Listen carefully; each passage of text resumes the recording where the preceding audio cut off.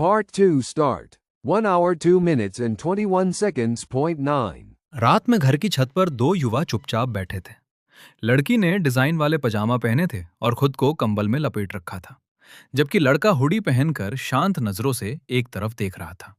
ठंडी हवा उसकी त्वचा को छूते ही लड़की जल्दी से अंदर भागना चाहती थी, लेकिन लड़के ने उसे रोक लिया और धीमी आवाज में कहा कि वो खुद उसे गर्म कर देगा।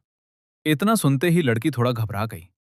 लड़के ने उसके कपड़ों को पकड़कर उसे अपने साथ उसी कंबल में लपेट लिया और हल्की मुस्कान के साथ कहा कि अब वो कहीं भाग नहीं सकती।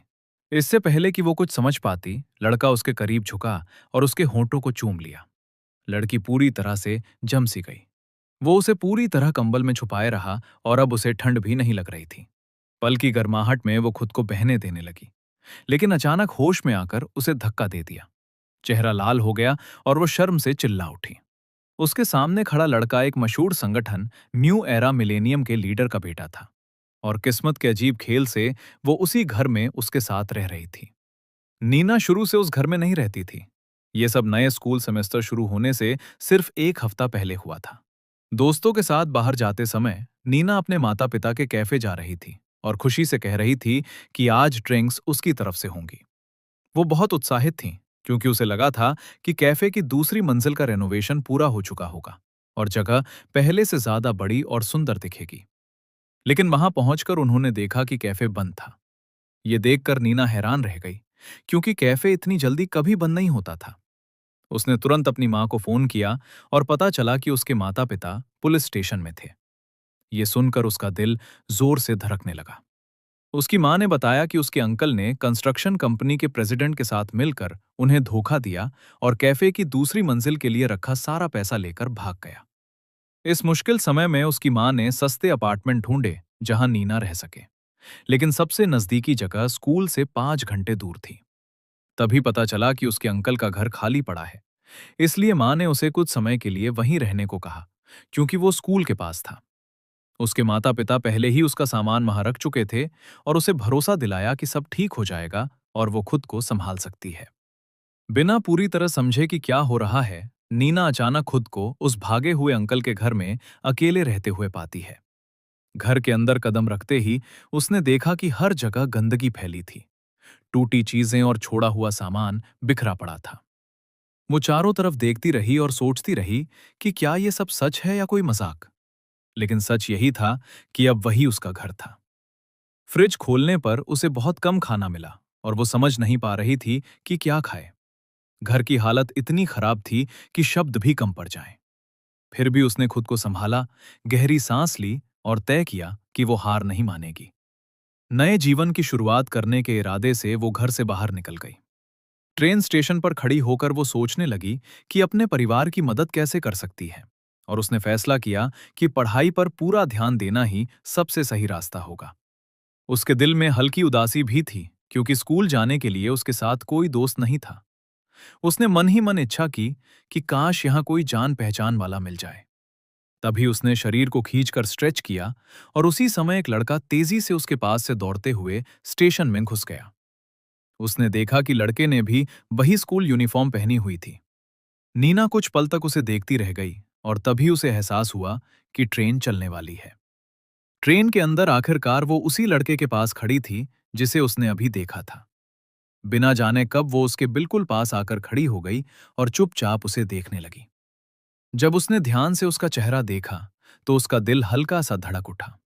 उसे लगा कि वो लड़का बेहद खूबसूरत और आकर्षक है और उसी पल उसकी नई कहानी की शुरुआत होने वाली थी। वो समझने की कोशिश कर रही थी कि आखिर वो क्या महसूस कर रही है, लेकिन एक अजीब सा एहसास उसके दिल पर छा गया, जैसे कोई पल इतना गहरा हो कि उसे समझ पाना मुश्किल हो जाए। उसे लगा शायद कई सालों बाद वो इस पल को दूर की याद की तरह याद करेगी, वैसी याद जिसे इंसान अपनी जिंदगी के आखिर में बैठकर अपने पोते पोतियों को सुनाता है। अभी भी अपनी भावनाओं को लेकर उलझी हुई, उसने तय किया कि वो इस मौके को यूं ही जाने देकर पछताना नहीं चाहती। यही सोचकर उसने हिम्मत जुटाई और लड़के के कंधे को हल्के से छूकर पूछा कि क्या उसे गमी कैंडी पसंद है, क्योंकि उसे लगता था कि स्नैक्स लोगों के करीब आने का अच्छा तरीका होते हैं। लड़का अचानक मुड़ा और हैरानी से उसे देखने लगा, जैसे समझ ही नहीं पा रहा हो कि अचानक क्या हो रहा है। तभी उसे एहसास हुआ कि उसने बिना सोचे समझे ऐसा कर दिया और वो शर्म से भर गई। उसे लगा शायद लड़के ने उसकी मौजूदगी तक नोटिस नहीं की थी। घबराहट में उसने जल्दी से समझाया कि वो सिर्फ इसलिए उत्साहित हो गई क्योंकि उसे अपने ही स्कूल का कोई दिख गया था। लड़के ने शांत आवाज में जवाब दिया, उसे धन्यवाद कहा और बताया कि उसे भी ऐसी कैंडी पसंद है। ये सुनकर नीना थोड़ी राहत महसूस करने लगी। नीना उस लड़के से प्रभावित हो गई। वो सिर्फ खूबसूरत ही नहीं बल्कि बेहद विनम्र भी था। उसने मन ही मन सोचा कि उसके माता पिता ने उसे बहुत अच्छे संस्कार दिए होंगे। ट्रेन आगे बढ़ती रही और दोनों के बीच हल्की फुल्की बातचीत चलती रही। उसे पता चला कि वो भी उसकी तरह तीसरे साल में था। ये सुनकर वो उत्साह से मुस्कुरा उठी और बोली कि उसने पहले ही सोच लिया था कि दोनों एक ही उम्र के होंगे। नीना ने मौका देखकर पूछा कि क्या वो आमतौर पर किसी दोस्त के साथ स्कूल जाता है, लेकिन उसने ना में जवाब दिया। ये सुनकर उसने झिझकते हुए पूछा कि क्या वो उसके साथ स्कूल जा सकती है, क्योंकि अकेले जाना उसे थकाने वाला लगता है। कुछ पल की खामोशी के बाद उसने हामी भर दी और कहा कि उसे कोई समस्या नहीं है। उसके छोटे जवाबों के बावजूद नीना को नहीं लगा कि वो ठंडा स्वभाव का है, बल्कि उसने सोचा शायद वो शर्मीला है और धीरे धीरे करीब आना ही बेहतर होगा। तभी उसे याद आया कि उन्होंने अब तक अपना परिचय भी नहीं दिया। उसने मुस्कुराते हुए कहा कि उसका नाम नीना है और उसका नाम पूछा। लड़के ने जवाब दिया कि उसका नाम कैलेब है। उसका नाम सुनते ही उसे लगा कि ये नाम कहीं सुना हुआ है और एक छात्र के लिए थोड़ा अलग भी है। लेकिन उसने सोचा शायद इसका धार्मिक मतलब होने की वजह से ऐसा लगा होगा। कैलेब कुछ सेकंड तक चुप रहा, जिससे वो हिचकते हुए पूछ बैठी कि क्या उसके माता पिता कैथोलिक हैं। उसने थोड़ी गंभीर नजरों से उसकी ओर देखा और पूछा कि उसे ऐसा क्यों लगा। नीना तुरंत घबरा गई। उसे समझ नहीं आया कि उसने कुछ गलत कह दिया क्या। उसके मन में डर आया कि कहीं उसने उसे नाराज तो नहीं कर दिया। क्या करे? समझ न आने पर उसने जल्दी से माफी मांगी और कहा कि उसका कोई गलत इरादा नहीं था। अजीब और भारी माहौल को महसूस करते हुए उसने तुरंत विषय बदलने का फैसला किया और ट्रेन में लगे एक पोस्टर की ओर इशारा करते हुए उत्साह से बात करने लगी।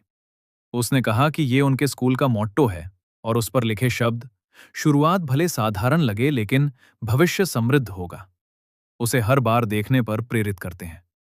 उसे लगता था ये पंक्ति खासकर सीनियर छात्रों के लिए बिल्कुल सही है, क्योंकि हर किसी को आगे बढ़ने के लिए किसी न किसी प्रेरणा की जरूरत होती है। लेकिन तभी कैलेब ने शांत आवाज में पूछा कि क्या उसे पता है ये शब्द कहाँ से लिए गए हैं। और फिर उसने बताया कि ये पंक्ति बाइबल की जॉब नाम की किताब के अध्याय 8 श्लोक 7 से ली गई है और असल में ये शब्द जॉब के एक दोस्त ने उसका मजाक उड़ाने के लिए कहे थे। ये सुनते ही नीना की मुस्कान हल्की सी ठहर गई और उसके मन में एक अजीब सी भावना जाग उठी। नीना समझ नहीं पा रही थी कि कैसे प्रतिक्रिया दे। उसे एहसास हुआ कि शायद उसने उस बात का मतलब उसकी असली भावना से बिल्कुल अलग समझ लिया था। स्कूल में पूरे दिन वो यही सोचती रही कि कहीं कैलेब से बात करते समय वो बेवकूफ तो नहीं लग रही थी। उसके दोस्तों ने नोटिस किया कि वो उदास लग रही है और उत्सुक होकर पूछने लगे कि क्या कुछ हुआ है और क्या उसके अंकल का घर ठीक हालत में है। नीना ने जल्दी से समझाया कि समस्या घर की नहीं है। उसने उन्हें भरोसा दिलाया कि जगह इतनी बड़ी है कि दो लोग आराम से रह सकते हैं। ये सुनकर उसके क्लासमेट्स उत्साहित हो गए और जल्द ही वहां आने का वादा किया। नीना मुस्कुरा तो दी, लेकिन अंदर ही अंदर उसे कुछ बातें याद आ गईं जिन्हें वो भूलना चाहती थी। जैसे खाली गलियारों में गूंजते कदमों की आवाज, छत से आने वाली अजीब ध्वनि और दीवारों पर जंग लगा पुराना सा रूप। ये सुनकर उसके दोस्तों ने गुस्से में उसके अंकल की बुराई की और कहा कि कोई अपने ही परिवार को कैसे धोखा दे सकता है। नीना ने सिर हिलाकर बताया कि उसके अंकल और उसके पार्टनर ने कम से कम 10 अलग अलग निर्माण प्रोजेक्ट्स के लिए एडवांस पैसे लिए थे और कई लोगों को नुकसान पहुंचाकर भाग गए। बाकी लोगों की तुलना में उसके परिवार को थोड़ा कम नुकसान हुआ था, लेकिन मामला इतना बड़ा था कि उसे नजरअंदाज नहीं किया जा सकता था और उसे खुद भी नहीं पता था कि आखिर कितने लोग इस धोखे का शिकार बने थे।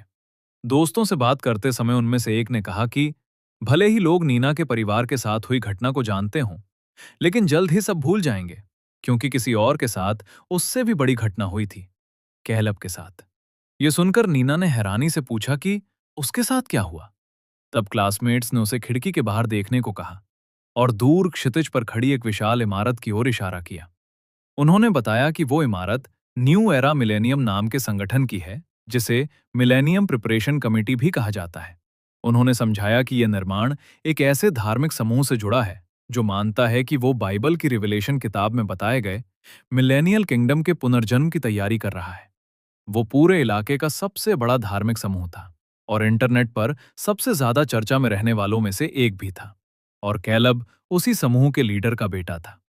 किसी ने कभी नहीं सोचा था कि वो उसी स्कूल में पढ़ता है, बल्कि उसी क्लास में भी है। ये सुनकर नीना उलझ गई और पूछा कि वे एक ही क्लास की बात क्यों कर रहे हैं। तब एक क्लासमेट ने कहा कि शायद उसने अभी तक अफवाहें नहीं सुनी, क्योंकि वो उस इलाके की नहीं है और अभी सभी छात्रों को ठीक से नहीं जानती। तभी एक छात्रा ने कहा कि उस सेक्ट के बारे में सुनते ही उसे अजीब सिहरन महसूस होती है। उसी पल क्लासरूम का दरवाजा खुला और एक छात्र शांत कदमों से अंदर आया और पीछे की सीट की ओर बढ़ा। सबकी नजरें उसी पर टिक गईं। नीना ने उसे तुरंत पहचान लिया। वही ट्रेन वाला लड़का। जैसे ही वो गलियारों से गुजर रहा था, कुछ छात्र फुसफुसाने लगे। वे उस धार्मिक समूह से जुड़े किसी व्यक्ति के साथ पढ़ना नहीं चाहते थे और शिकायत करने लगे कि उसे उनकी ही क्लास में क्यों रखा गया है।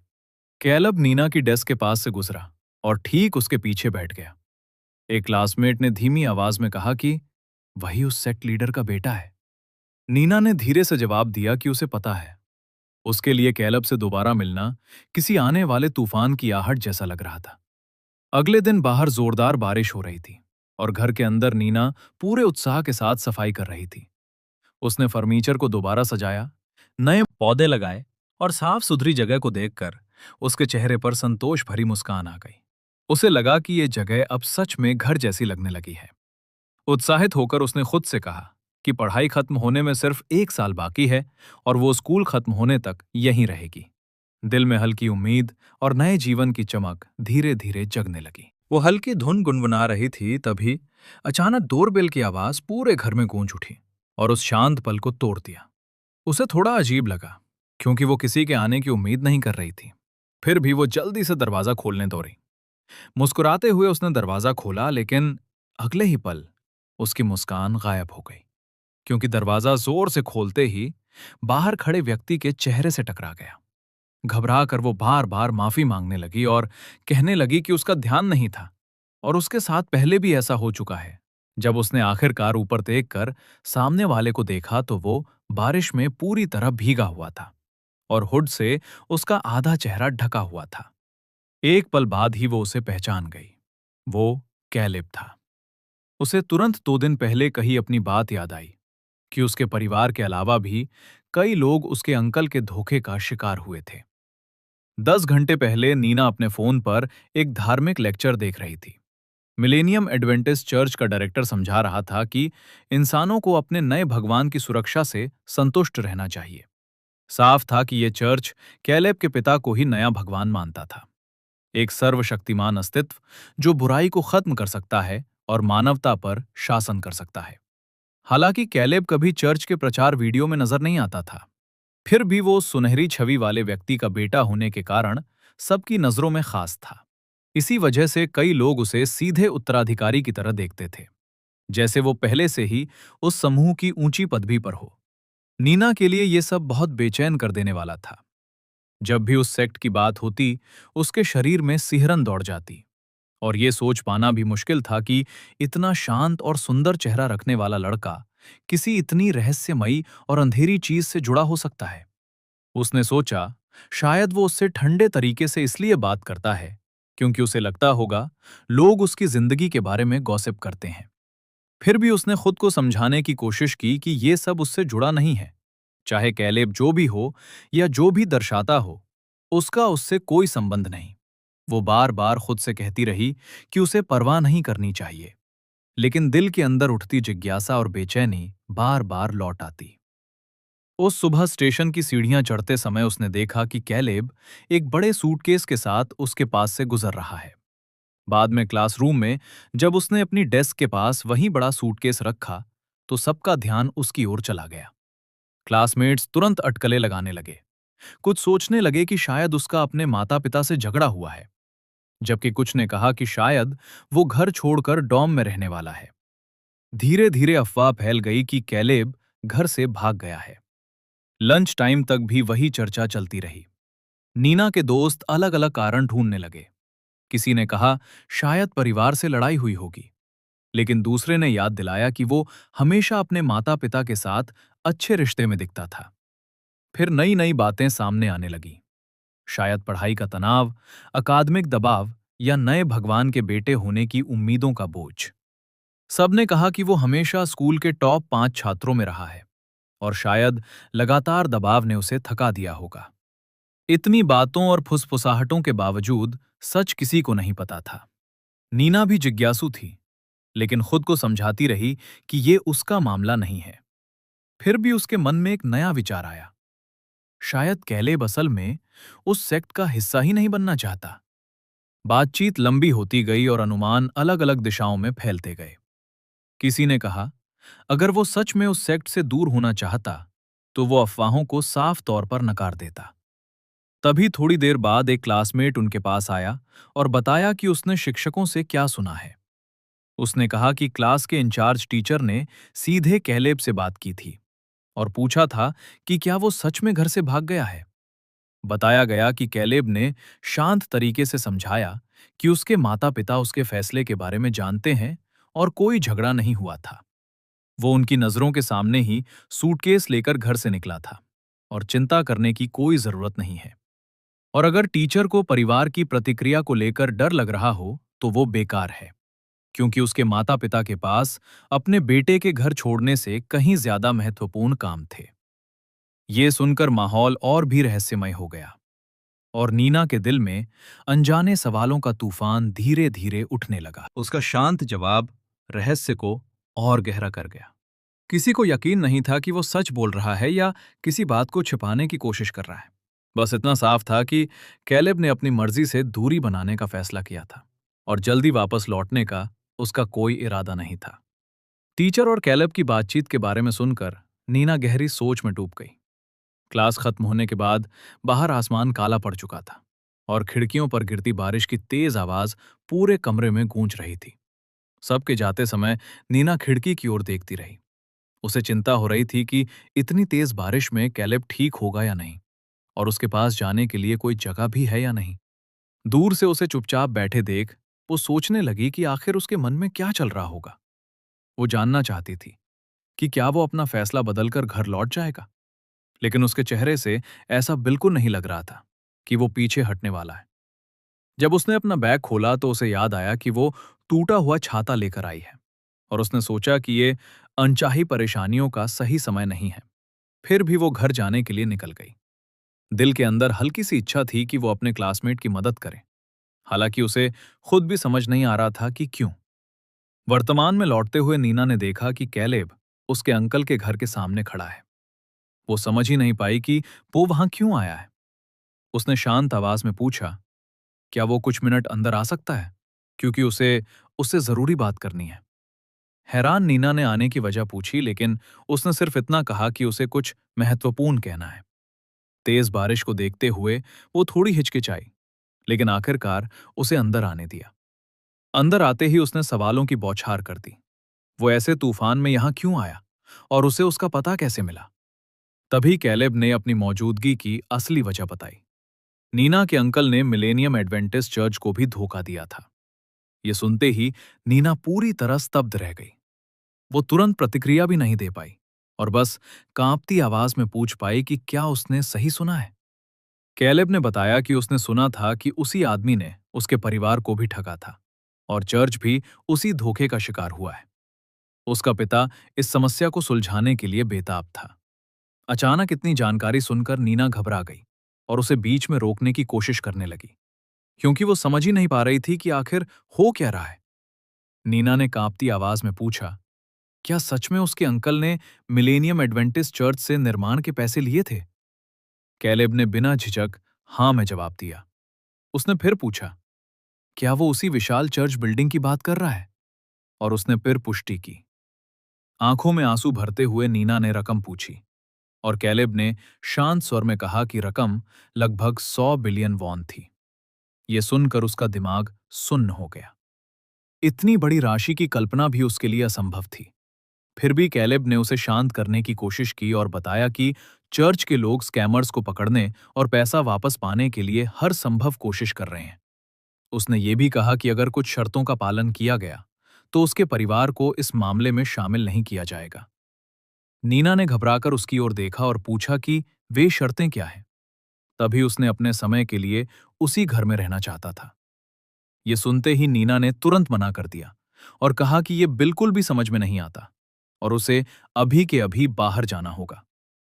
लेकिन कैलेब ने शांत रहते हुए कहा कि अगर उसने उसे बाहर निकाल दिया तो उसके अंकल को पकड़ना लगभग असंभव हो जाएगा।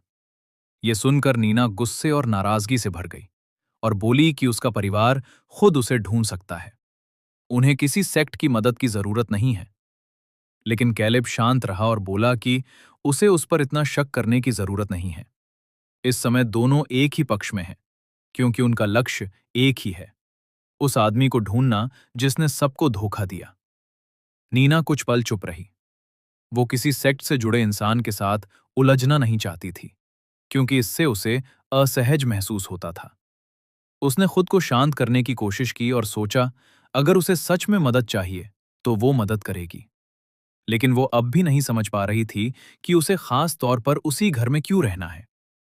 तभी कैलेब ने गंभीर आवाज में कहा कि इसके पीछे एक वजह है और बहुत जल्द वो सब समझ जाएगी। ये सुनकर नीना के दिल की धड़कन तेज हो गई और माहौल अनजाने रहस्य से भर गया। नीना ने झुंझलाकर जवाब दिया कि वो कुछ भी जानना नहीं चाहती। उसे कोई फर्क नहीं पड़ता और उसे अभी के अभी यहां से चले जाना चाहिए। लेकिन जैसे ही वो दरवाजा बंद करने लगी, कैलेब ने उसे रोक लिया और ऊंची आवाज में उसका नाम पुकारा। यह सुनकर वो चौंक गई, क्योंकि उसे समझ ही नहीं आया कि उसे उसका नाम कैसे पता है। कैलेब उसके करीब आया और उसके कंधों को पकड़ लिया, उसे सब कुछ सोचने के लिए कहने लगा। नीना तुरंत पीछे हटते हुए गुस्से में पूछ बैठी कि वो उसे छू क्यों रहा है। उसने शांत लेकिन सख्त आवाज में कहा कि यह मिलेनियम एडवेंटिस्ट चर्च की इच्छा है और यह सिर्फ एक अनुरोध नहीं है। यह सुनकर नीना घबरा गई और पूछा, क्या यह धमकी है? कैलेब ने बिना हिचक हां कहा और बोला कि अगर उसने उसे बाहर निकाला तो बाद में पछताएगी। नीना ने महसूस किया कि उसका चेहरा बहुत करीब आ गया है और वो घबराकर चिल्लाई कि दूर हटे, क्योंकि वो सब समझ गई है। हालांकि वो मानना नहीं चाहती थी, लेकिन धमकी शब्द सुनकर उसके दिल में हल्का डर बैठ गया था। गहरी सांस लेकर उसने खुद को संभाला और कहा कि वो गलत निष्कर्ष ना निकाले और उसकी बात ध्यान से सुने।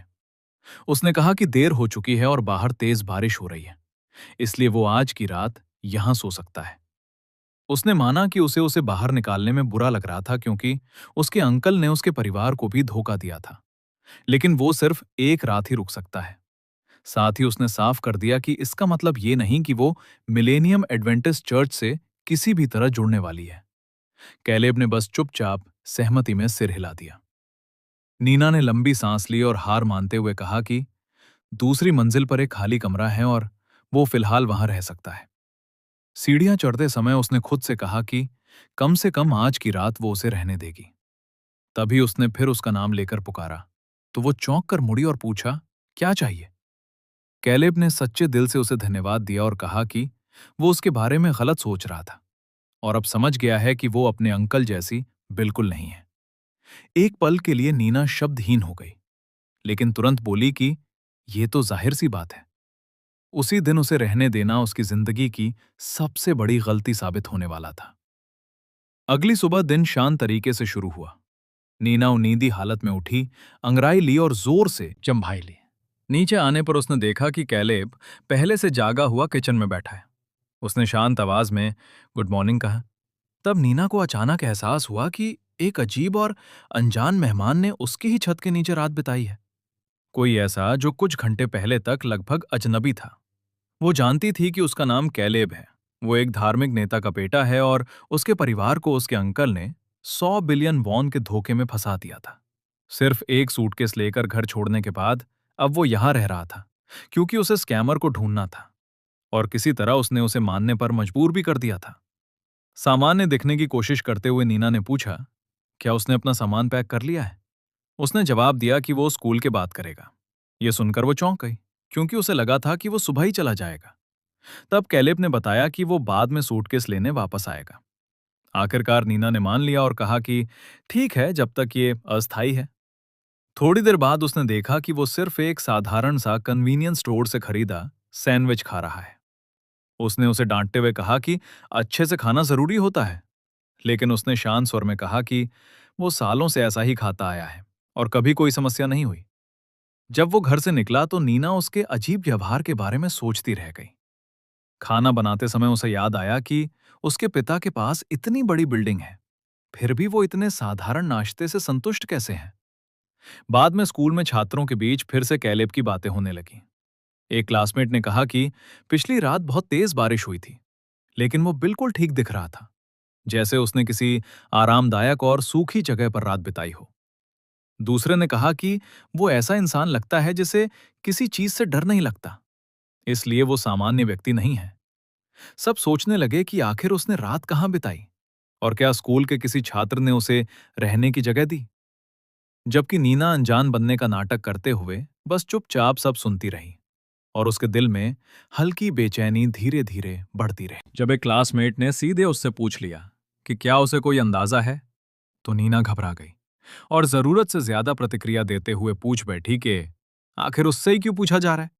खुद को संभालने की कोशिश करते हुए उसने धीरे से कहा कि उसे कुछ भी नहीं पता।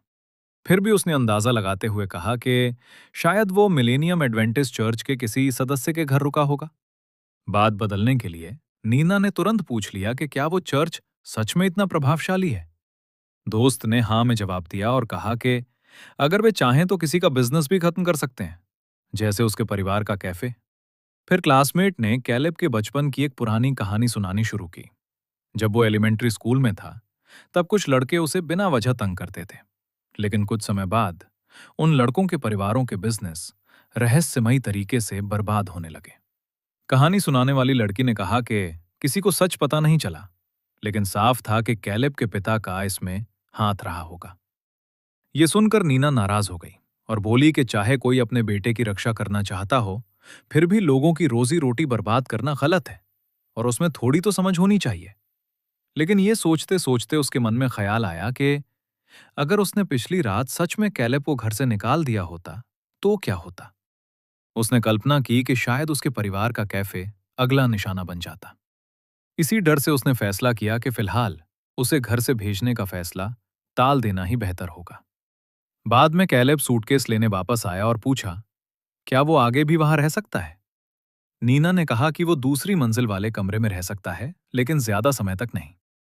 उसने पूछा आखिर उसने अपना फैसला क्यों बदला। नीना ने जवाब दिया कि अब वे दोनों एक ही टीम का हिस्सा हैं, जबकि असली वजह उसके पिता का डर था जो वो छिपा रही थी। खुद को मजबूत दिखाने के लिए उसने मन ही मन कहा कि वो इन सब चीजों पर विश्वास नहीं करती, न कीड़ों पर, न दानवों पर, न राक्षसों पर, और ना ही दुनिया के अंत पर। तभी कैलेब बार बार खांसने लगा, तो नीना ने पूछा क्या पिछली रात की बारिश से उसे सर्दी लग गई है, और उसे जांचने लगी।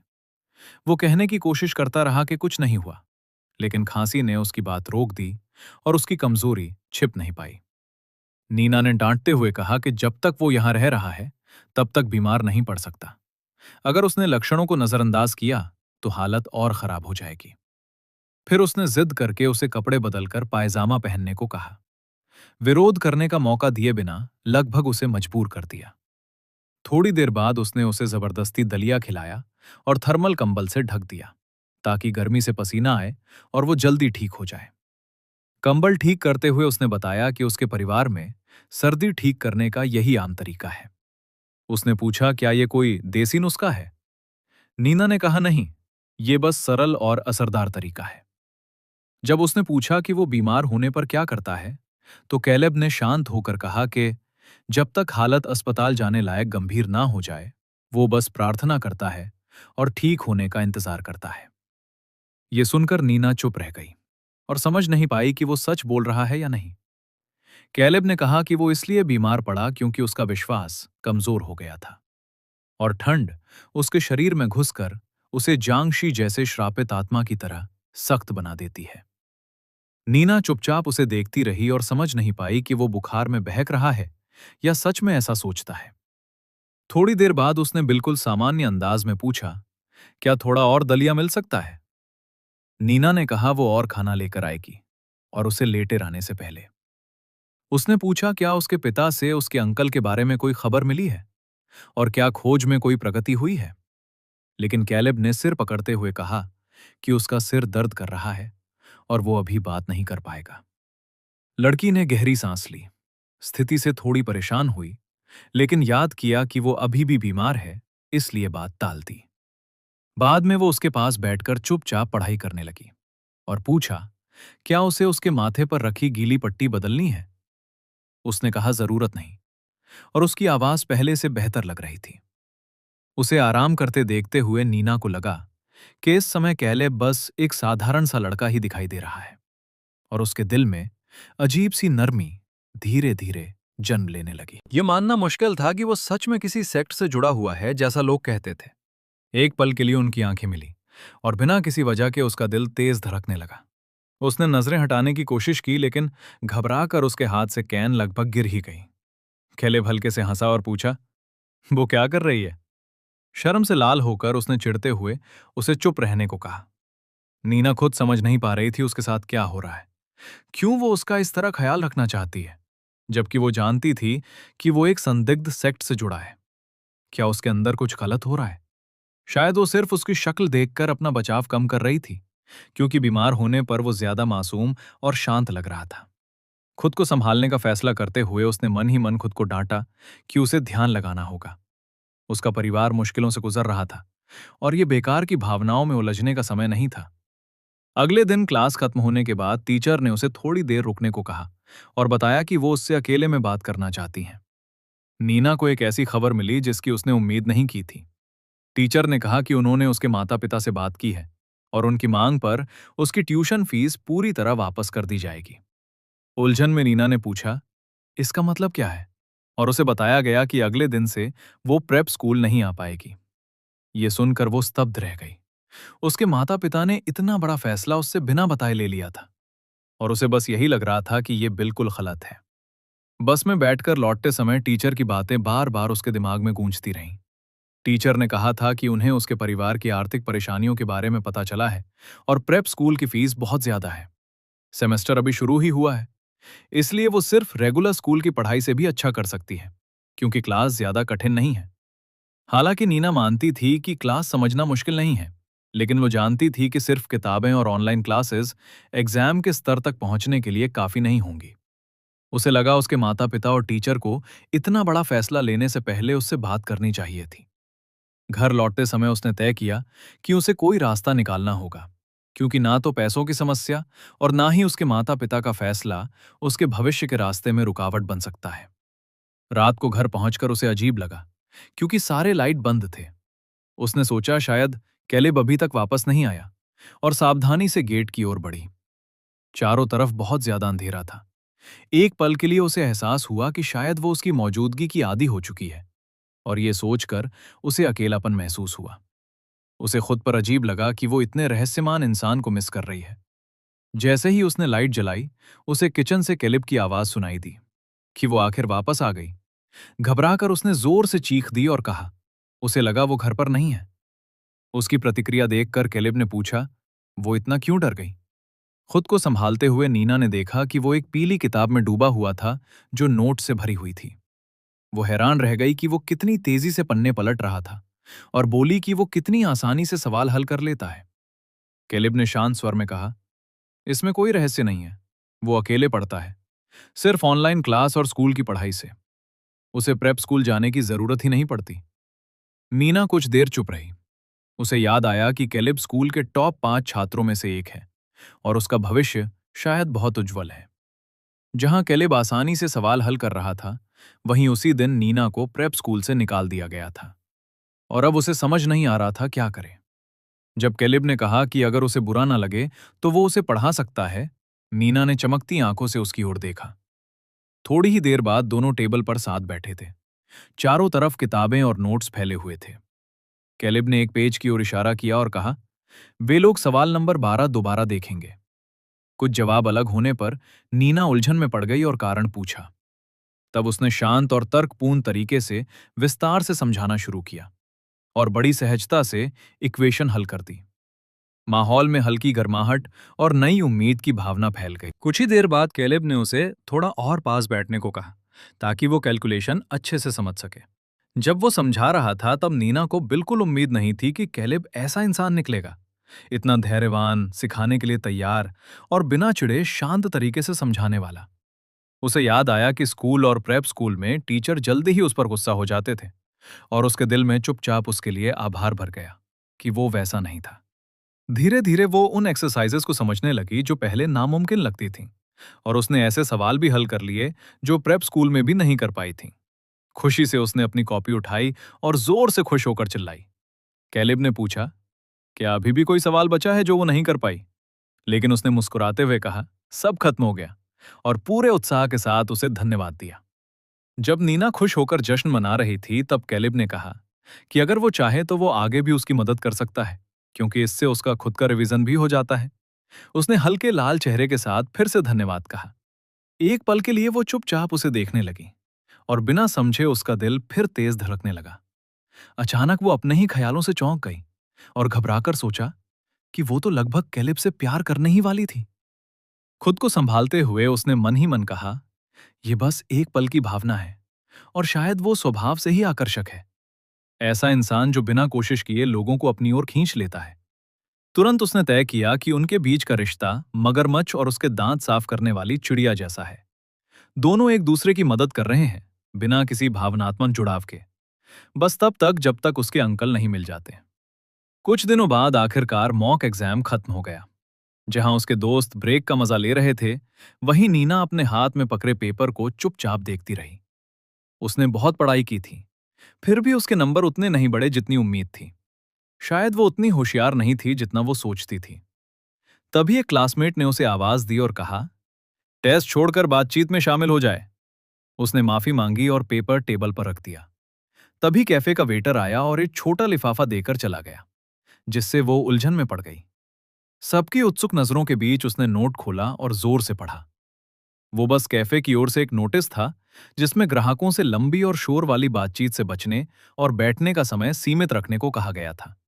सब ने शिकायत शुरू कर दी कि ये तो हद से ज्यादा है, क्योंकि हर किसी ने कुछ न कुछ ऑर्डर किया था।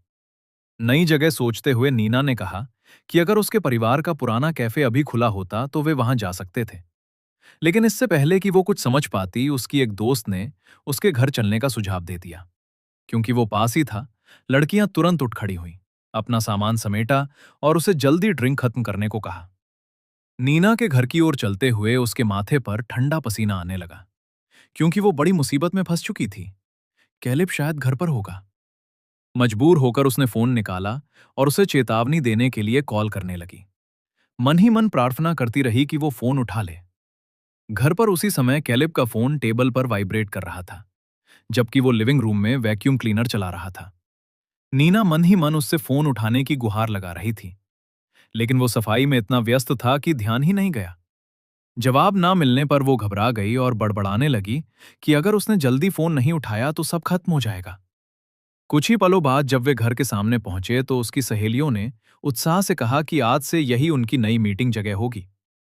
नीना बार बार मैसेज भेजती रही, उम्मीद करती कि कैलिब चेतावनी देख ले, लेकिन सब बेकार था। जैसे ही लड़कियां अंदर आईं, कैलिब मुड़ा और किसी की विनम्र आवाज सुनकर हैरान रह गया, जो अंदर आने के लिए माफी मांग रही थी। वो कुछ समझ पाता उससे पहले एक लड़की मजाक में बोली कि नीना तो अकेली रहती है, और दूसरी ने कहा, दरवाजा खुला हुआ था। दोस्त ने उसे याद दिलाया कि बाहर जाते समय दरवाजा लॉक करना चाहिए। नीना हकलाते हुए माफी मांगने लगी और बोली, वो लॉक करना भूल गई थी। अंदर खड़ी वो सिर्फ यही सोच रही थी कि अब तो सब खत्म है। कैलिब घर पर था और इस सच्चाई को ज्यादा देर तक छुपाना नामुमकिन था। उसके दिल की धड़कन डर और घबराहट से तेज होती जा रही थी। कुछ सेकंड तक वो बिल्कुल जमी हुई खड़ी रही। फिर उसने तय किया कि अब चिंता करने का कोई फायदा नहीं है। जो भी होगा उसे सामना करना ही पड़ेगा। उसने गहरी सांस ली और खुद को शांत करने की कोशिश की। मन ही मन बार बार दोहराती रही कि नतीजों का सामना बाद में करेगी। उसकी सहेलियां उसकी घबराहट से अनजान जिज्ञासा के साथ घर देखने लगी। घर साफ सुथरा और अच्छे से संभाला हुआ था। नीना अभी भी नर्वस थी, इसलिए उसने उनसे थोड़ी देर बाहर रुकने को कहा और बोली कि उसे पहले कुछ चीजें ठीक करनी है। जैसे ही वो अकेली हुई, वो घबराकर पूरे घर में दौड़ने लगी। हर कमरे में कैलेब के होने के निशान ढूंढने लगी। लिविंग रूम से गुजरी, जल्दी से बाथरूम और बेडरूम में झांका। मन ही मन प्रार्थना करती रही कि वो कहीं दिखाई ना दे। जल्दी जल्दी जांच करने के बाद उसे लगा कि वो कहीं नजर नहीं आ रहा। शायद थोड़ी देर के लिए बाहर गया होगा। तभी एक दोस्त ने अंदर आने की अनुमति मांगी और उसने हाँ कह दिया। क्लासमेट्स उत्साह से अंदर आए और घर की तारीफ करने लगे। बोले कि अकेले रहने वाले के लिए घर बहुत बड़ा है और सब कुछ बेहद साफ और व्यवस्थित लग रहा है। जब सब घर देख रहे थे, नीना चोरी छिपे चारों तरफ नजर दौड़ाती रही ताकि कैलिब का कोई निशान नजर ना आए। लेकिन उसका दिल लगभग रुक गया जब उसने टेबल पर उसका फोन देखा। वही फोन जिस पर वो कुछ मिनट पहले कॉल कर रही थी। उसने तुरंत फोन उठा लिया और ऐसे दिखाने लगी जैसे कुछ हुआ ही नहीं। कुछ सेकंड तक वो वहीं खड़ी सोचती रही, अब क्या करे। फिर उसने नीचे झुककर टेबल के नीचे देखने का फैसला किया ताकि पक्का हो जाए कि कैलिब वहां नहीं है। लेकिन जैसे ही उसने नीचे झांका, उसे अंधेरे में सिमटी हुई एक परछाई दिखी। वही था। झटका इतना बड़ा था कि वो पीछे हट गई, जमीन पर बैठ गई और बिना आवाज के चीख निकल गई। उसी समय एक दोस्त ने कहा कि चलो किचन टेबल पर जाकर एग्जाम के जवाब चेक करते हैं। घबराहट में नीना जोर से चिल्लाई कि कोई भी वहां ना जाए। जल्दी से सोचते हुए उसने बहाना बना दिया कि उसकी एक अजीब आदत है और वो किचन टेबल को बिस्तर जैसा मानती है, इसलिए कोई उसे छू नहीं सकता। उसने ये भी कहा कि बाहर के कपड़ों में वहां बैठना या लेटना मना है। दोस्त एक दूसरे को उलझन से देखने लगे, लेकिन आखिरकार बात मानकर दूसरे कमरे में बैठ गए। नीना फिर नीचे झुकी और धीरे से कैलिब से फुसफुसाई कि चुप रहें और कोई आवाज ना करे। उसने सिर उठाकर धीमी आवाज में पूछा, क्या हो रहा है? नीना ने समझाने की कोशिश की कि सब अचानक हो गया और उससे थोड़ी देर और छिपे रहने की विनती की। वादा किया कि वो जल्द ही सब संभाल लेगी। तभी लिविंग रूम से एक दोस्त ने उसे आवाज दी। वो जल्दी से उठी और शांत दिखने की कोशिश करते हुए वहां गई। वहां तीनों मुस्कुराते हुए खड़ी थीं। उन्होंने माफी मांगी कि वे उसे परेशान नहीं करना चाहती थीं और उसके लिए उसकी पसंदीदा कैंडी लाई हैं। नीना कुछ पल के लिए बोल ही नहीं पाई और बोली कि वो फ्रिज से ड्रिंक लेकर आती है और उन्हें वहीं रुकने को कहा। इधर कैलिब धीरे से शिकायत करने लगा कि उसे लगा था वो सबको अब तक भेज चुकी होगी, लेकिन उसने उसे नजरअंदाज कर दिया। समय जैसे रुक गया था। मिनट बीतते गए और सहेलियां बैठकर बातें करती रहीं, किताबें पलटती रहीं। 40 मिनट गुजर चुके थे और नीना सोच रही थी कि क्या वो अभी भी वहां ठीक होगा, उस तंग जगह में दबकर। उसके शरीर के हिसाब से वहां छिपना बेहद असहज रहा होगा। कैलेब अब थक चुका था। समय धीरे धीरे गुजर रहा था और टेबल के नीचे सिकुड़कर बैठना असहनीय होता जा रहा था। खुशकिस्मती से सहेलियां अपने काम में व्यस्त थीं। वे फर्श पर बैठकर मॉक एग्जाम के जवाब देख रही थीं। नीना मन ही मन प्रार्थना कर रही थी कि कोई भी खड़ा ना हो। तभी एक दोस्त अचानक उठी और सामान्य तरीके से पूछ बैठी कि बाथरूम कहाँ है। उसने घबराहट छिपाते हुए बताया कि यहीं पास में है।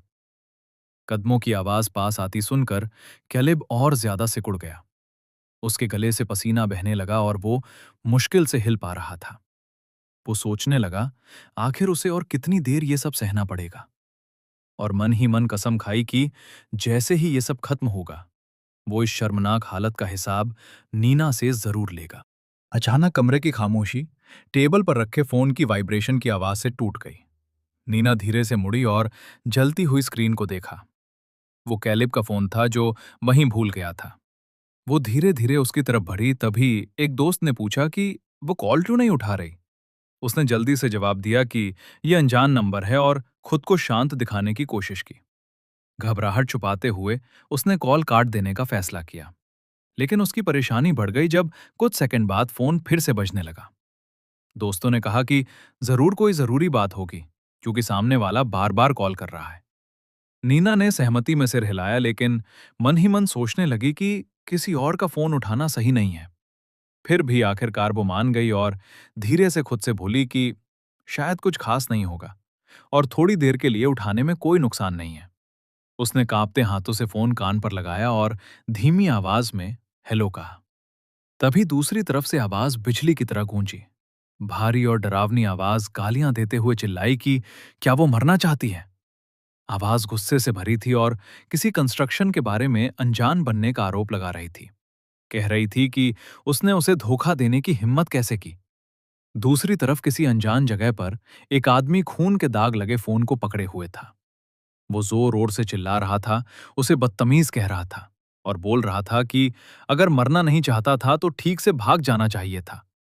घबराकर नीना समझ ही नहीं पाई क्या हो रहा है और उसके मुंह से दबे स्वर में चीख निकल गई। उसके दिमाग में बस यही आया कि शायद कोई गैंगस्टर है। डर के मारे उसने खुद को समझाने की कोशिश की कि जरूर गलत नंबर लग गया होगा, लेकिन कॉल काटने से पहले ही आवाज फिर गूंजी। इस बार कैलेब पर आरोप लगाया गया कि वो किसी गुप्त निर्माण के बारे में जानता है। नीना ने फोन का बटन दबाने की कोशिश की, लेकिन अचानक टैकमैन नाम सुनकर रुक गई। वही नाम जो उसके अंकल का था। वो चौंक गई और घबराई आवाज में पूछ बैठी कि सामने वाला आदमी कौन है और उसे उसके अंकल का नाम कैसे पता है। दूसरी तरफ कुछ सेकंड तक आवाज पूरी तरह शांत रही। फिर उसने पूछा कि कौन बोल रहा है और केलेब का फोन कोई और क्यों उठा रहा है। उस आवाज का लहजा मजबूत और नियंत्रित था। तभी नीना के दिमाग में अचानक एक अजीब ख्याल आया। क्या ये आदमी केलिब का पिता हो सकता है। उसने तुरंत अंदाजा लगाया कि वही मिलेनियम एडवेंटिस्ट चर्च का लीडर होगा और उसे यह सोचकर अजीब लगा कि एक पादरी की आवाज किसी गुंडे जैसी लग रही थी। खुद को संभालने की कोशिश करते हुए उसने सुना कि आदमी कह रहा था, उसे नहीं पता था कि केलिब की कोई दोस्त भी है। नीना ने घबराकर हाँ में जवाब दिया। फिर उसने कहा कि वो पहले बदतमीज हो गया था, वो बाद में फिर केलिब को कॉल करेगा और उसे कह देना कि फोन उठाए। नीना में जल्दी से हाँ कहा और तुरंत कॉल काट दी। कॉल खत्म होने के बाद नीना फोन हाथ में लिए खड़ी रह गई और सोचने लगी, क्या केलेब का पिता सच में अपने बेटे की चिंता नहीं करता। वो घर से भाग आया था, फिर भी उस आदमी ने ये तक नहीं पूछा कि वो ठीक है या नहीं। तभी उसकी दोस्तें वापस आईं और बोलीं कि उन्हें नाइट क्लास के लिए जाना है। देर तक रुकने के लिए माफी मांगी और जल्दी जल्दी अलविदा कहकर निकल गईं। दरवाजा बंद होते ही नीना टेबल के नीचे से आती हल्की आवाज सुनकर चौंक गई और उसे याद आया कि केलेब अभी भी वहीं छुपा हुआ है। वो तुरंत किचन की तरफ दौड़ी और घबराकर पूछा कि वो ठीक है या नहीं। केलेब ने शांत स्वर में कहा कि वो बच जाएगा और पूछा, क्या फोन पर बात करने वाला आदमी उसका पिता था। बाद में नीना अपनी घबराहट छुपाने के लिए सब्जियां काटने लगी, जबकि केलेब आराम से कुर्सी से टिककर किताब पढ़ रहा था। अब भी चिड़ी हुई नीना ने चाकू हाथ में पकड़कर डराने वाले अंदाज में पूछा कि आखिर वो उसके घर क्यों आया था। केलेब ने सीधा जवाब दिया कि उसके पास जाने की कोई जगह नहीं थी, लेकिन नीना ने कहा कि वो ये नहीं पूछ रही, उसे सच्चाई चाहिए। उसने याद दिलाया कि उसने कहा था वे एक टीम बनेंगे और पूछा, क्या वो सब झूठ था। सीधी नजरों से देखते हुए केलेब ने कहा कि उसने सिर्फ वही किया जो जिंदा रहने के लिए जरूरी था। नीना ने तुरंत जवाब दिया कि वो घर वापस जा सकता था, क्योंकि फोन पर उसके पिता बेहद गुस्से में लग रहे थे और उनकी आवाज मजाक जैसी बिल्कुल नहीं थी, बल्कि खतरनाक थी। केलिब ने शांत होकर कहा कि उसे इसकी चिंता करने की जरूरत नहीं। उसके पिता को अपनी सारी ताकत उसके अंकल को ढूंढने में लगानी चाहिए जो गायब है, और उनके पीछे पड़कर उसे एक पैसा भी नहीं मिलेगा। नीना ने मन ही मन माना कि बात सही है, लेकिन फिर भी समझ नहीं पाई कि इतनी गंभीर बात के बावजूद वो इतना शांत कैसे रह सकता है। उसने उसे ध्यान से देखते हुए पूछा कि वो इतना आराम से क्यों है, जबकि जैसा उसने खुद कहा था इतनी बड़ी रकम गायब हो चुकी है।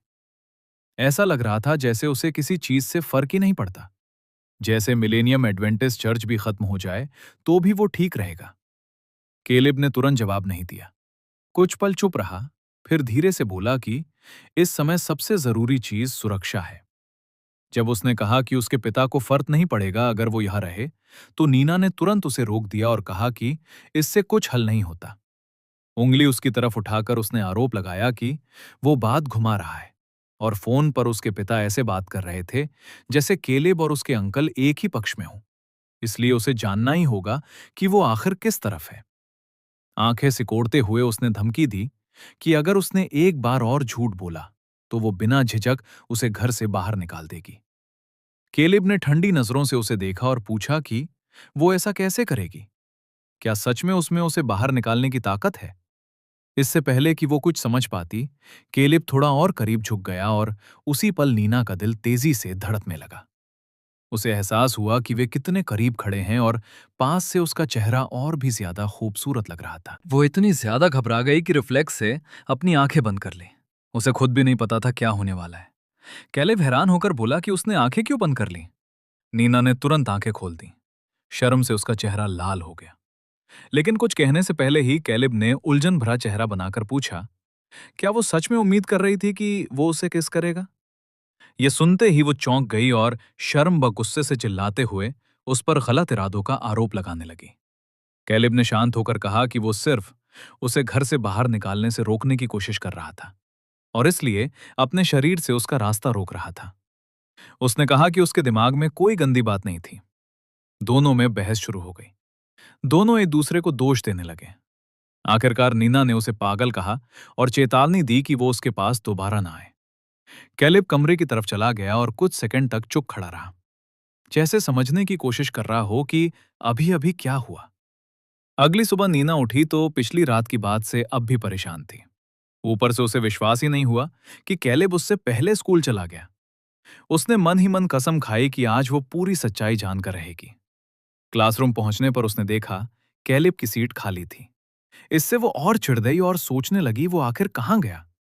खुद को शांत करने की कोशिश ही कर रही थी कि एक क्लासमेट ने उसे बुलाया और उत्साह से फोन दिखाया। वो इंस्टाग्राम अकाउंट था जो स्कूल की बिल्ली चैन इन्हो के नाम से बनाया गया था। नीना ने पूछा, ये अकाउंट किसने बनाया? जवाब मिला कि ये लेजीना ने बनाया है, वही लड़की जो बिल्लियों को खाना खिलाती और उनकी देखभाल करती है। वे सब लेजीना की तारीफ करने लगे, कहने लगे कि वो कितनी समर्पित है। उसने बिल्लियों को वैक्सीन तक लगवाई और लगभग फरिश्ता जैसी है। नीना उसकी अच्छाई से प्रभावित हुई, लेकिन उसने नोटिस किया कि एक क्लासमेट तारीफ करते हुए अचानक हिचकिचा गई। उसने कहा कि बात गंभीर नहीं है, बस समझाना मुश्किल है। फिर धीरे से बोली कि बहुत कम लोग लेजीना के साथ घुल मिल पाते हैं और असल में उसे लगता है कि वो मिलेनियम एडवेंटिस्ट चर्च की फॉलोअर है। घर लौटते समय सबवे भीड़ और शोर से भरा था। कुछ छात्र पिछली रात हुए बीटीएस कॉन्सर्ट की बातें कर रहे थे और कुछ ने पूरी रात गेम प्ले रिकॉर्ड किया था। थोड़ा आगे कुछ लोग हंसते हुए किसी अजीब चीज की तरफ इशारा कर रहे थे। एक छात्रा ने मुड़कर देखा तो ट्रेन के दरवाजे के पास लेजीना खड़ी थी। वो पूरी तरह ध्यान में डूबी हुई थी, हाथ जोड़कर रोशनी की तरफ किए हुए और गहरी सांस ले रही थी, जैसे शरीर में आत्मा के प्रवाह को महसूस कर रही हो। लेजीना धीरे धीरे सांस लेती रही। तभी एक दोस्त ने पूछ लिया कि वो क्या कर रही है। उसने समझाया कि यह क्रिया नर्वस सिस्टम के खराब हिस्सों को ठीक करती है और शरीर की कोशिकाओं को ठीक करती है। सुनकर दोस्त को समझ नहीं आया क्या बोले। उसने बस कहा कि स्कूल की बिल्ली का खाना खत्म हो गया है। लेजीना ने सामान्य स्वर में कहा कि वो आज ही नया खाना खरीद लेगी। लेकिन ट्रेन से उतरने से पहले उसने अचानक नाटकीय अंदाज में शरीर पीछे झुका लिया, जिससे बाकी यात्री चौंक गए। दोस्त ने उसे रोकने की कोशिश की, लेकिन लेजीना जोश में अभ्यास जारी रखती रही और मन ही मन निर्देशों को मंत्र की तरह दोहराती रही। उसी सबवे में नीना ने कैलेब की शर्ट पकड़ ली और चेतावनी दी कि घर पहुंचते ही वो मुसीबत में पड़ने वाला है। कैलेब शांत स्वर में बोला, अगर किसी ने यह दृश्य देखकर गलत समझ लिया तो क्या होगा? नीना ने कहा, उसे चिंता करने की जरूरत नहीं, क्योंकि स्कूल से वही अकेला क्लासमेट है जो उसके साथ यही ट्रेन लेता है। दृढ़ होकर उसने कहा कि वो जरूर पता लगाएगी कि उसके और उसके पिता के बीच क्या हुआ और आखिर उसने अचानक घर क्यों छोड़ा। कैलेब ने कहा, घर लौटने से पहले एक जगह रुकना है। जैसे ही ट्रेन स्टेशन के पास पहुंची, उसने उसे मजबूती से पकड़ने को कहा। वो अचानक सबवे से उतर गया, जिससे नीना का संतुलन लगभग बिगड़ गया। वो शिकायत करती रही कि अभी एक स्टेशन बाकी था, लेकिन कैलेब बिना सुने आगे चलता रहा, जैसे उसकी बात सुनी ही ना हो। थोड़ी देर बाद वो खुद को एक सुपरमार्केट के सामने खड़ी पाती है और पूछती है कि वे अचानक यहां क्यों रुक गए। कैलेब शांत आवाज में जवाब देता है कि वो पहले से ही उस दिन खरीदारी करने का सोच चुका था और मौके का फायदा उठा रहा है। नीना कहती है कि कम से कम उसे पहले बता तो देना चाहिए था फ्रिज चेक करने पर। कैलिब ने देखा था कि ज्यादातर खाना एक्सपायर हो चुका था, और यहां तक कि जब वो बीमार था तब नीना ने जो दलिया उसे दिया था वो भी 1 साल पहले एक्सपायर हो चुका था। और ये किसी चमत्कार से कम नहीं था कि वो अभी तक जिंदा था। ये सुनकर नीना तुरंत जवाब देती है कि वो बड़ा चढ़ाकर बोल रहा है, क्योंकि थोड़ा एक्सपायर खाना खाने से कोई मर नहीं जाता। जब वे एक गलियारे में अंदर गए तो नीना बताती है कि वो वही दलिया अपने घर से लाई थी। तभी कैलेब तुरंत उसके सिर पर हुड डाल देता है और उसे सनग्लासेस पहना देता है। हैरान होकर नीना पूछती है कि वो क्या कर रहा है, और वो कहता है कि वो सिर्फ एहतियात के तौर पर उसे छिपा रहा है। नीना नाराज होकर कहती है कि उसने कभी भी उसके साथ शॉपिंग पर आने के लिए हाँ नहीं कहा था। कैलेब बस इतना कहता है कि अगर वो नहीं आना चाहती तो घर जा सकती है।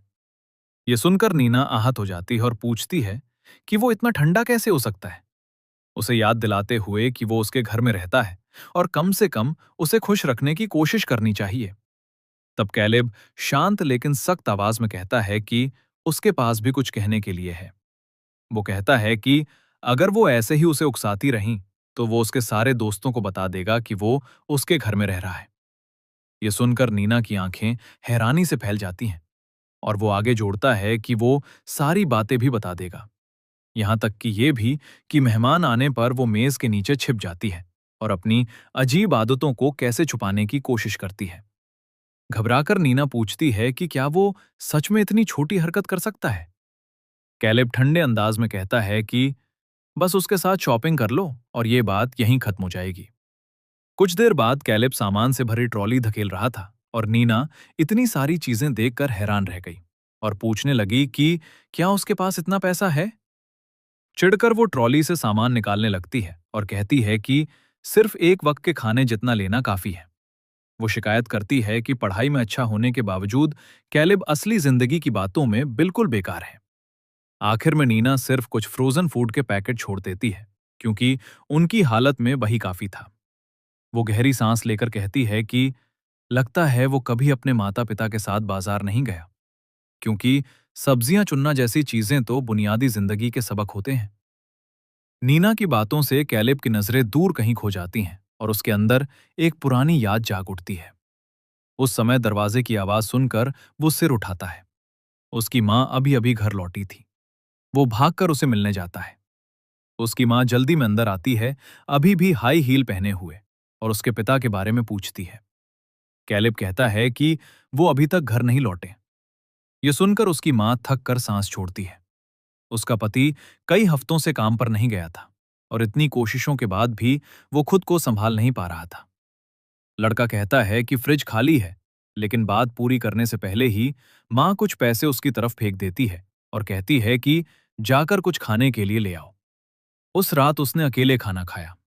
वर्तमान में लौटकर कैलेब चुपचाप बाजार की शेल्फ को घूरता रहता है।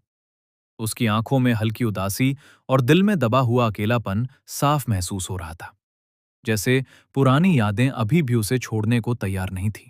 कैलिब हर बार उसकी मां द्वारा दिए गए पैसों को संभाल कर बचा लिया करता था, क्योंकि उसे खुद भी नहीं पता होता था कि वह उन्हें किस काम में इस्तेमाल करेगा। अब उसे ये बात अजीब लगी कि वही पैसा एक साधारण सुपरमार्केट की खरीदारी में काम आ रहा था। नीना कुछ पल के लिए सोच में पड़ गई। उसकी मां कभी बहुत अमीर रही थी और वह मन ही मन सोचने लगी कि क्या यह सब मिलेनियम चर्च से पहले की बात थी। बेहतर समझने की कोशिश में उसने गौर किया कि उसके माता पिता भी अक्सर घर से दूर ही रहते थे। तब कैलिब ने उल्टा उससे पूछ लिया कि क्या उसके साथ भी ऐसा ही होता था। लड़की हल्के से हंस पड़ी और बोली कि उसके परिवार में गैरहाजिरी पैसे की कमी की वजह से थी। उसके माता पिता इतना काम करते थे कि घर लौटने के बाद भी आराम नहीं करते थे, बल्कि साइड जॉब करते रहते थे, जैसे लिफाफे चिपकाना, गुड़ियों की आंखें सिलना और बैग मोड़ना। ऐसा कोई काम नहीं था जो उन्होंने कोशिश न किया हो। उसकी आवाज में पुरानी थकान और गर्व दोनों झलक रहे थे। जब वह प्राइमरी स्कूल में थी तब वह भी जितना हो सके मदद करती थी, क्योंकि उसके माता पिता के पास काम संभालने के लिए हाथ कम पड़ जाते थे। उन्होंने जो पैसे बचाए थे उनसे परिवार का कैफे बड़ा करने का सपना देखा था, लेकिन सब कुछ तब टूट गया जब उसके चाचा ने उन्हें धोखा देकर सारी जमा पूंजी ले ली। यह याद करते ही नीना गुस्से से भर उठी और बोली कि उस आदमी ने उनका सब कुछ छीन लिया और वह आज तक समझ नहीं पाई कि उसके चाचा में इतना धोखा देने का साहस कैसे आया। सच तो यह था कि यह पहली बार भी नहीं था जब उनका परिवार ऐसी मुसीबत से गुजरा था। पहला संकट तब आया जब उसकी मां ने शेयर बाजार में पैसा लगाया और सब खो दिया। और दूसरा तब जब उसके पिता के एक दोस्त ने उधार लिया पैसा लेकर भाग गया। कुछ देर चुप रहने के बाद नीना ने उससे पूछा कि वह घर क्यों छोड़कर आया और क्या उसने भी ऐसी मुश्किलें झेली हैं। जब वे बिलिंग काउंटर की ओर बढ़ रहे थे तब उसने उत्सुकता से फिर पूछा कि आखिर किस वजह से उसने अपना घर छोड़ा। कैलिब ने शांत स्वर में कहा कि उसने पहले ही बताया था कि लोग कहते थे वह ऐसा इंसान लगता है जिसे फर्क भी नहीं पड़ेगा अगर मिलेनियम की एडवेंटिस्ट चर्च भी गिर जाए। यह सुनकर नीना उलझन में पड़ गई और पूछने लगी कि उसका मतलब क्या है, लेकिन वह समझ पाती उससे पहले ही उसने अचानक सिर घुमा लिया क्योंकि उसे एक जाना पहचाना चेहरा दिखाई दिया। उसकी आंखें फैल गईं और वह उत्साह से चिल्लाई कि उसने अभी अभी अंकल पेरी को देखा। वही काले बाल, बिखरे हुए बाल और वही शक्ल जिसे वह अच्छी तरह पहचानती थी। नीना को पूरा यकीन था कि वह वही था और वह अंदाजा लगाने लगी कि शायद उसका चाचा वापस मोहल्ले में आ गया है या कुछ छोड़ गया है।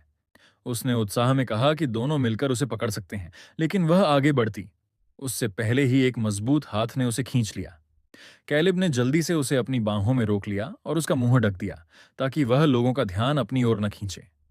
जब नीना को एहसास हुआ कि उसे पकड़ने वाला कैलिब है तो वह छूटने के लिए जोर से तड़पने लगी, लात मारने लगी और गुस्से में चिल्लाने लगी कि उसे छोड़ दे। गुस्से से भरी नीना ने उसका हाथ जोर से काट लिया, फिर कोहनी से उसे मारा और धोखेबाज को रुकने के लिए चिल्लाते हुए तुरंत दूर कूद गई। कैलिब ने उसकी हुड पकड़कर उसे भागने से रोक लिया और जोर देकर कहा कि वह वहां न जाए। नीना झुंझलाकर पूछने लगी कि उसे क्या हो गया है और वह उसकी मदद क्यों नहीं कर रहा। उसकी जिद देखकर वह और चिढ़ गई। तभी उसके दिमाग में एक चालाक योजना आई और उसकी आंखों में शरारती चमक आ गई। नकली घबराहट दिखाते हुए उसने जोर से कहना शुरू किया कि वह कुछ चुराना नहीं चाहती और भले ही उसे पैसे पसंद हों, लेकिन वह कभी चोरी नहीं करेगी। वह जोर जोर से बोलती रही कि उसे कपड़े या चश्मे नहीं चाहिए और लोगों से कहने लगी कि उसके रूप पर मत जाओ क्योंकि वह एक बदमाश है। उसने लोगों से उसका बैग चेक करने को कहा और दावा किया कि उसमें बहुत सारे 50,000 एक वाले नोट मिलेंगे। ये सुनकर वहां खड़ा एक आदमी आगे आया और पूछा कि क्या सच में उसके पास इतना पैसा है। कैलिब ने शांत होकर कहा कि पैसा उसी का है और उसी मौके का फायदा उठाकर नीना सीढ़ियों की ओर भाग गई क्योंकि वह उस चाचा को ढूंढने के लिए दृढ़ थी जिसे उसने देखा था। तेजी से सीढ़ियां चढ़ते हुए वह सोचती रही कि जिसे उसने देखा वह बिना शक अंकल तकमागेन ही था। सांस फूलती हुई वह इधर उधर देखने लगी, उसे ढूंढने की कोशिश करती रही और खुद से बार बार कहती रही कि उसे हर हाल में उसे ढूंढना ही होगा। उसकी बेचैनी और उम्मीद एक साथ उसके दिल में धड़क रही थी। वो गलियारों में तेजी से दौड़ती रही। तभी भीड़ के बीच अचानक एक जानी पहचानी परछाई देखकर वो रुक गई। उसका दिल जोर जोर से धड़कने लगा और उसने पीछे से ही उसे पहचान लिया। उसे पूरा यकीन था कि वो वही है। बिना सोचे समझे वो उसकी तरफ भागने लगी और जोर से चिल्लाई कि लिफ्ट का दरवाजा रोक लो। लेकिन वो वहां पहुंच पाती उससे पहले ही दरवाजे उसके सामने बंद हो गए और वो घुटनों के बल गिर गई। निराशा और गुस्से से उसका दिल भर गया। बार बार बटन दबाते हुए उसके मन में शक आने लगा। शायद उसने गलत देखा हो, शायद वो आदमी उसका चाचा था ही नहीं। तभी अचानक कैलिब हांफता हुआ पसीने से भीगा वहां पहुंचा। उसने उसे रोकते हुए कहा कि पहले उसकी बात सुने और समझे। किसी की बात सुनना जरूरी होता है। उसने उससे विनती की कि वो उसे सब कुछ समझाने का मौका दे। लिफ्ट के अंदर दरवाजे बंद होते ही एक बुजुर्ग महिला बोली कि उन्हें उस लड़की का इंतजार कर लेना चाहिए था। लेकिन लंबे बालों वाला लड़का विनम्रता से बोला कि उसकी दोस्त को कहीं और जल्दी जाना था। तुरंत बाद उसने पूछा, क्या वो आवाज नीना की नहीं थी? लेजीना ने अनमने ढंग से कहा कि उसे नहीं पता।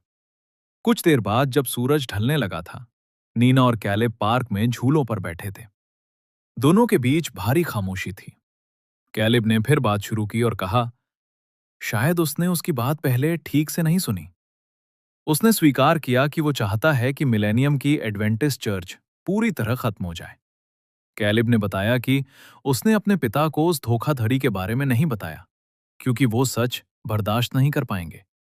इसलिए उसने झूठ बोला कि वो स्कूल के हॉस्टल में रहेगा और घर छोड़ दिया।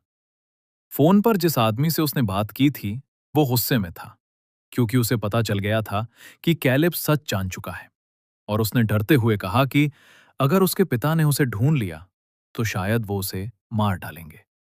उसने समझाया कि मिलेनियम एडवेंटिस्ट चर्च एक बहुत बंद समूह है जो बाहरी दखल को बिल्कुल स्वीकार नहीं करता। और अपने लोगों के बीच मजबूत एकता बनाए रखता है। कैलेब को विश्वास था कि वो किसी मुखबिर की मदद से इस चर्च को गिरा सकता है, और उसी समय नीना का चाचा सामने आया। अगर चर्च वो 100 अरब वॉन वापस नहीं पा सका तो वो बच नहीं पाएगा। और विडंबना ये थी कि वही आदमी जिसने धोखा दिया था, अब उसी के हाथ में चर्च की किस्मत थी। आखिर में उसने नीना की तरफ देखा और कहा कि वो जानता है कि उसे इस सबसे कोई फर्क नहीं पड़ता, लेकिन उसने देखा कि वो ध्यान ही नहीं दे रही है। अब उसका सब्र टूट गया और उसने कहा, कम से कम सुनने का नाटक ही कर लें। तब नीना ने धीरे से कहा कि अब उसे समझ आ गया है कि उसने उसे पहले क्यों रोका था। कैलिब ने सिर हिलाकर कहा कि उसके पास और कोई रास्ता नहीं था, और अगर वो चर्च के बारे में सच्चाई जान ले तो शायद उसे समझ पाएगी। नीना ने उसे रोका नहीं, बल्कि सीधे पूछा कि अगर उसका चाचा फिर सामने आया तो क्या वो उसे भागने देगा। दोनों अभी उसी घर में रह रहे थे जहां उसका चाचा रहता था, और यह संभव था कि वो वापस आए। इसलिए वो जानना चाहती थी कि क्या कैलिब फिर उसे रोक देगा। कैलिब ने बिना झिझक कहा, हाँ, वो उसे रोकेगा, क्योंकि उसके लिए सबसे महत्वपूर्ण चीज मिलेनियम एडवेंटिस्ट चर्च है। कुछ पल की खामोशी के बाद नीना झूले से उठ खड़ी हुई और ठंडे स्वर में बोली, अगर ऐसा है तो उनके बीच सब खत्म है। कैलिब हैरान होकर उसे देखने लगा और पूछा, वो क्या कहना चाहती है। नीना ने साफ शब्दों में कहा कि वो चाहता है कि वो उस घर से चला जाए जहां वे साथ रह रहे हैं। कैलिब चौंक गया और पूछा, क्या उसका ये फैसला पैसों की वजह से है। उसने कहा कि उसके चाचा ने जितना पैसा लिया वही कैफे के विस्तार के लिए इस्तेमाल होना था, और उसने खुद कहा था कि वे बिना उस पैसे के भी ठीक रह सकते हैं, और वो रकम कई लोगों की मदद कर सकती है। नीना ने पलटकर पूछा कि वो क्या चाहता है। क्या वो पैसा मिलेनियम एडवेंटिस्ट चर्च को बचाने के लिए दे दे? वो ऐसा नहीं कर सकती। उसने गुस्से में गेट खोल दिया और बातचीत खत्म करने की कोशिश की। कैलेब उसे चिंता भरी नजरों से देखता रहा और पूछा कि वो इतनी नाराज क्यों है, लेकिन वो बिना जवाब दिए आगे बढ़ती रही।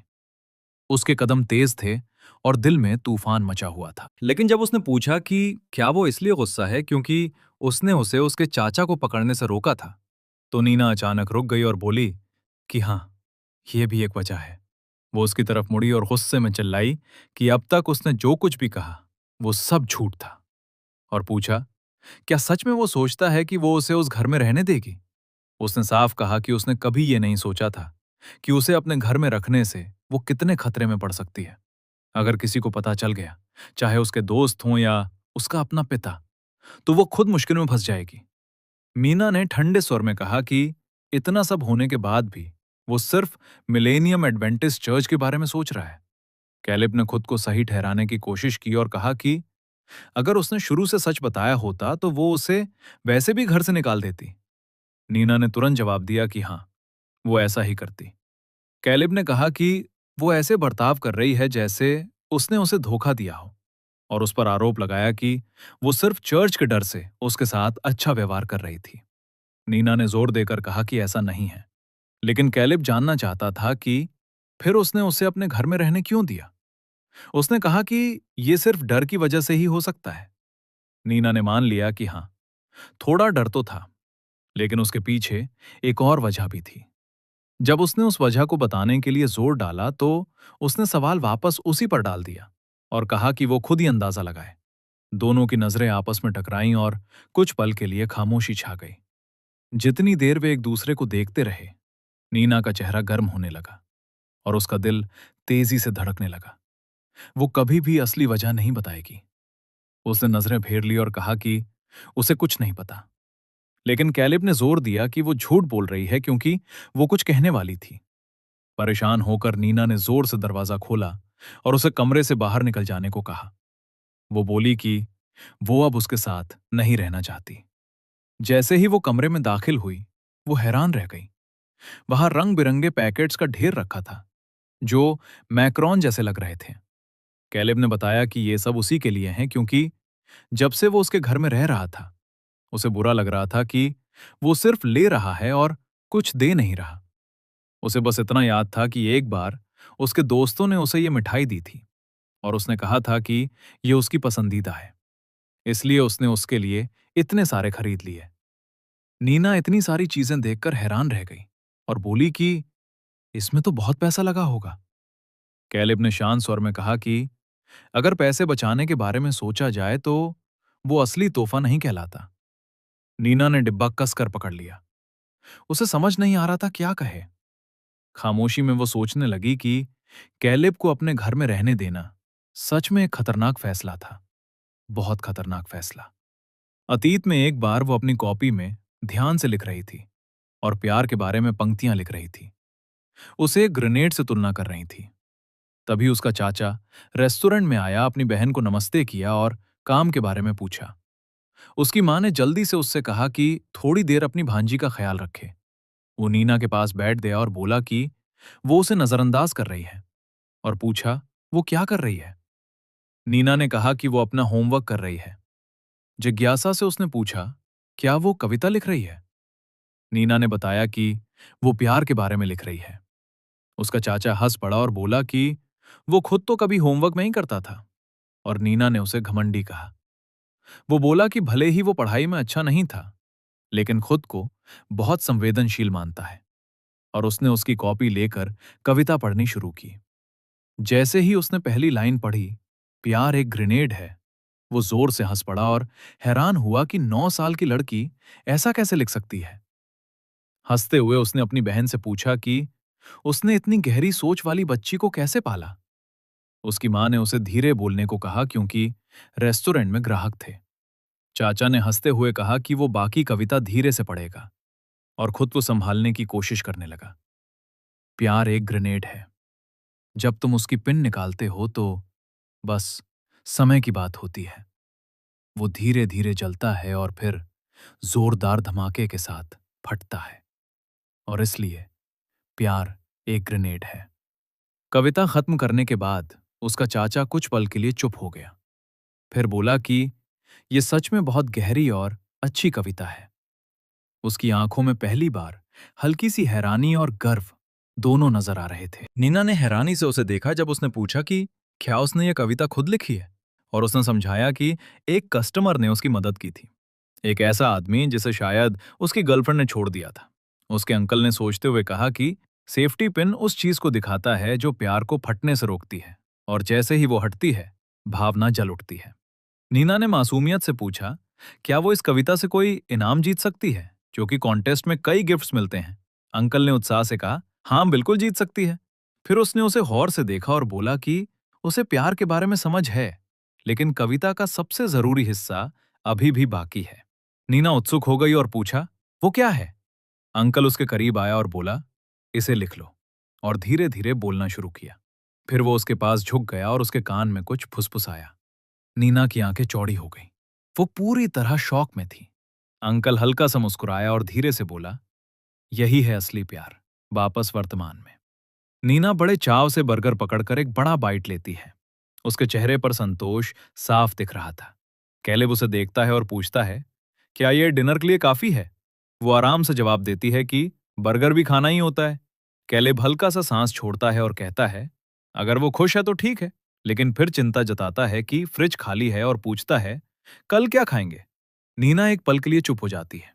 उसके दिमाग में कैलेब को घर से निकालने का ख्याल आता है, लेकिन उसी पल उसके अंदर एक फैसला बनने लगता है।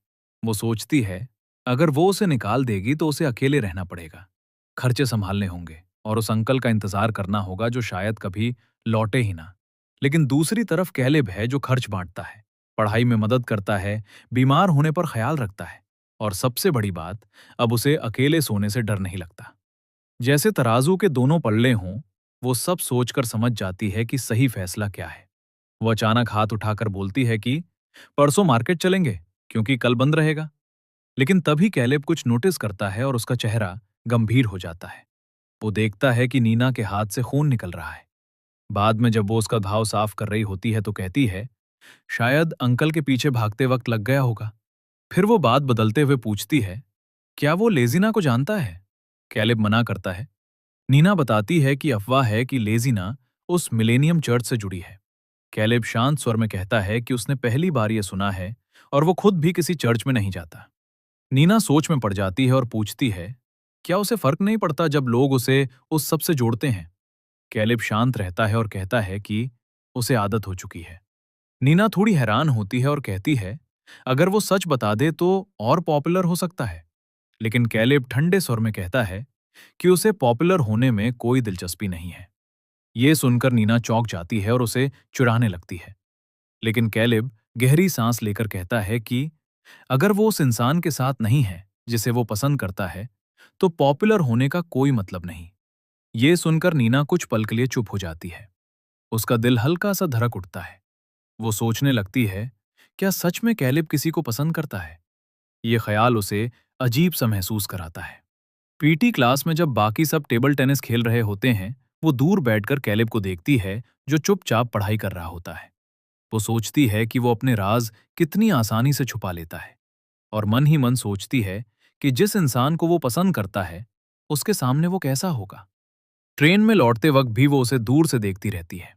उसके मन में सवाल गूंजता है कि आखिर वो उसके बारे में इतना क्यों सोच रही है। अगर कैलिब में कुछ खतरनाक है तो बस वो अफवाह है कि वो किसी सेक्ट से जुड़ा है, और अब वो जानती है कि वो सच नहीं है। कमरे में लौटने के बाद नीना अचानक दरवाजे पर हल्की सी दस्तक सुनती है। उसका दिल एक पल के लिए रुक सा जाता है। दरवाजे पर कैलिब था। उसने धीरे से आवाज दी कि वो थोड़ी देर के लिए बाहर आए। नीना ने दरवाजा खोला तो उसने उसके हाथ की पट्टी की तरफ इशारा किया और कहा कि वो इसे ठीक कर देगा, क्योंकि ये सही से लगी नहीं है। नीना ने अपना हाथ उठाकर उस रंगीन पट्टी को देखा और हल्के से बोली, शायद ये गिर जाएगी क्योंकि ठीक से चिपकी नहीं है। कैलिब उसके करीब आया और बोला, अगर ज्यादा टाइट या ढीली लगे तो बताना।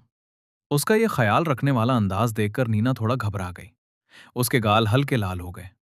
अचानक उसके दिमाग में बचपन की याद आ गई, जब उसके अंकल उसे समझा रहे थे कि प्यार एक लड़ाई है, इंसान की अपनी इच्छाओं के खिलाफ और उस खिंचाव के खिलाफ जिसमें इंसान किसी दूसरे में पूरी तरह खो जाना चाहता है।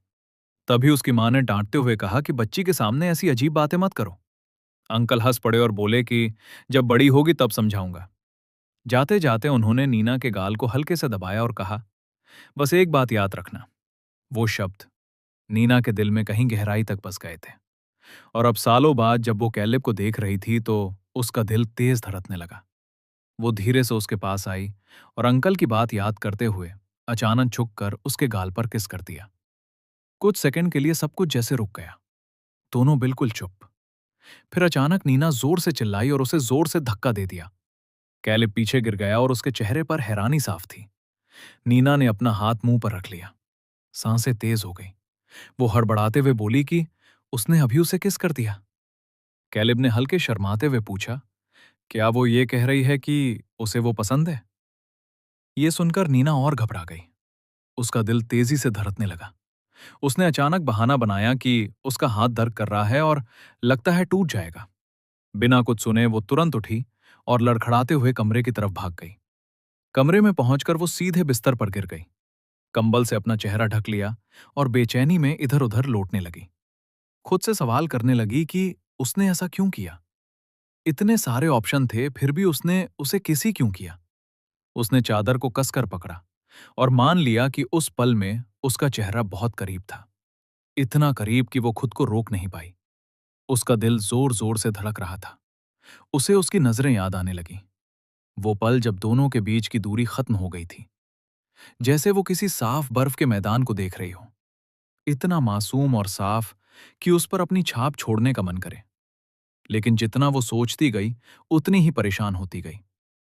जब भी कैलिब उसके करीब आता, उसका दिमाग काम करना बंद कर देता, जैसे सारी समझ खिड़की से बाहर उड़ जाती। वो खुद से पूछने लगी, क्या उसके अंदर कुछ गलत है? लेकिन दिल के किसी कोने में एक और ख्याल उसे परेशान कर रहा था। अगर सच में वो ईमानदारी से सोचे, तो कैलिब का रिएक्शन इतना बुरा भी नहीं था। अगली सुबह नीना पूरे दिन खोई खोई सी रही। उसकी नजरें कहीं दूर टिकी हुई थी, दिमाग कहीं और भटक रहा था। तभी उसकी एक दोस्त ने हंसते हुए पूछा, क्या चल रहा है उसके साथ? वो इतनी ज्यादा खोई हुई क्यों लग रही है? आंगन में दूर से कपल को प्यार भरे इशारे करते हुए देखते हुए नीना के दिमाग में बिना सोचे ख्याल निकल गया। क्या होगा अगर किसी पे क्रश हो और वो अचानक तुम्हें किस कर दे? उसकी एक दोस्त ने गंभीर होकर कहा कि बिना परमिशन किसी को किस करना गलत होता है। अगर उसके साथ ऐसा होता तो वो उस इंसान को रिपोर्ट कर देती या शायद थप्पड़ भी मार देती। दोस्तों ने समझाया कि अगर फीलिंग दोनों तरफ से हो तो ठीक है, लेकिन अगर ऐसा नहीं है तो वो बहुत बुरा होता है। ये बात बिजली की तरह नीना के दिल पर गिरी। उसे एहसास हुआ कि अगर वो खुद को उसकी जगह रखे तो ये कितना गलत लगता है। नीना को लगा उसे माफी मांगनी चाहिए, लेकिन ये सोचकर ही कि उसे ये सब बोलकर कहना पड़ेगा, वो अंदर से घबरा गई। अगर वो ये बात छेड़ेगी तो उसे अपने ही शब्दों से उस किस का जिक्र करना पड़ेगा। ये सोचते ही उसका चेहरा लाल हो गया। बाद में सफाई के समय भी वो पूरी तरह खोई हुई थी। पूरे दिन उसका ध्यान कहीं नहीं लगा। उसे याद आया कैसे वो और कैलिब इतने करीब बैठे थे कि वो उसकी बॉडी की गर्मी महसूस कर सकती थी। खुद को संभालने की कोशिश करते हुए उसने सोचा, आज सफाई में उसके साथ कौन है? और जब उसने सामने देखा तो उसका दिल बैठ गया। वो लेजिना थी। नीना ने गहरी सांस ली और सोचा कि इतने लोगों में से यही मिलनी थी। उसने जबरदस्ती मुस्कान लाई और हाथ हिलाकर बोली, हाय। लेकिन जब सामने से कोई जवाब नहीं आया तो नीना ने कहा कि वो नीचे का हिस्सा साफ कर लेगी और दूरी बनाकर चुपचाप काम करना बेहतर समझा। झाड़ू लगाते हुए उसे याद आया कि कैलिब ने कहा था वो लेजिना को नहीं जानता, लेकिन उसे पूरा यकीन था कि लेजिना उसे जरूर जानती होगी, क्योंकि कैलिब उस मिलेनियम चर्च के लीडर का बेटा है, तो वो उसके लिए खास होगा शायद। कैलिब को लेजिना जैसे लोग पसंद भी हों। ये सोचकर उसका दिल अजीब सा भारी हो गया। तभी ऊपर से गिरती धूल ने उसे उसके ख्यालों से बाहर निकाल दिया। उसने ऊपर देखकर विनम्रता से कहा कि वो दूसरी दिशा में झाड़ू लगाएं ताकि धूल नीचे ना गिरे। लेकिन लेजिना ने ठंडे स्वर में जवाब दिया कि वो बस जल्दी साफ करे और ऊपर आ जाए। ये रूखा व्यवहार देखकर नीना को गुस्सा आया। आमतौर पर लोग माफी मांगते हैं, लेकिन उसे कोई फर्क नहीं पड़ा। नीना ने मजबूरी में मुस्कान रखते हुए कहा कि वो जल्दी कर लेगी, लेकिन अंदर ही अंदर सोचने लगी कि आखिर उसके क्लासमेट्स को उससे क्या परेशानी है। काफी मेहनत के बाद नीना ने सोचा कि सफाई काफी हो गई है और जाने लगी। लेकिन लेजिना ने रोककर पूछा, क्या उसे सच में लगता है काम खत्म हो गया है? नीना जवाब देती उससे पहले ही लेजिना का पैर फिसल गया। गीले फर्श पर उसका संतुलन बिगड़ा और वो अजीब तरीके से गिर गई। उसकी गिरने की आवाज सुनकर हॉलवे में सबका ध्यान उसकी तरफ गया। कुछ स्टूडेंट्स हंसने लगे और जोर जोर से बोलने लगे कि इतने लोगों के सामने गिरना कितना शर्मनाक है। ये देखकर नीना के मन में एक आइडिया आया। वो आगे बढ़ी और जानबूझकर खुद भी फिसल गई। कुछ पल के लिए सन्नाटा छा गया। फिर हंसी और भी तेज हो गई। अब सब लोग दोनों की गिरने की बात कर रहे थे। जमीन पर पड़ी नीना ने पूछा कि क्या वो ठीक है, और मजाकिया अंदाज में बोली कि शायद उसका कुछ टूट गया है, और अफसोस जताया कि वो थोड़ी ग्रेसफुल तरीके से नहीं गिर पाई। लेकिन लेजिना ने उसे गुस्से भरी नजरों से देखा और ठंडे स्वर में पूछा, क्या वो उसका मजाक उड़ा रही है? नीना कुछ समझ ही नहीं पाई और जल्दी से मना करने लगी। लेकिन लेजिना कड़वे अंदाज में बुदबुदाई कि किसी नकली दयालु इंसान का साथ होना ही बदकिस्मती है। वो वहां से चली गई ये सोचकर कि नीना ने जानबूझकर गिरकर सबके सामने अच्छा बनने का नाटक किया, जैसे वो सबको दिखाना चाहती हो कि वो कितनी दयालु है, लेकिन असल में वो उसका मजाक उड़ा रही थी। लेजीना के मन में गुस्सा था। वो सोच रही थी, क्या नीना को लगता है यह पहली बार है जब उसे सबके सामने हंसी और बेइज्जती का सामना करना पड़ा है? तभी अचानक कैलेब उसके सामने आ गया और उसने पूछा कि उसने नीना से क्या कहा। यह सुनकर लेजीना घबरा गई और हकलाते हुए बोली कि उसने कुछ नहीं कहा।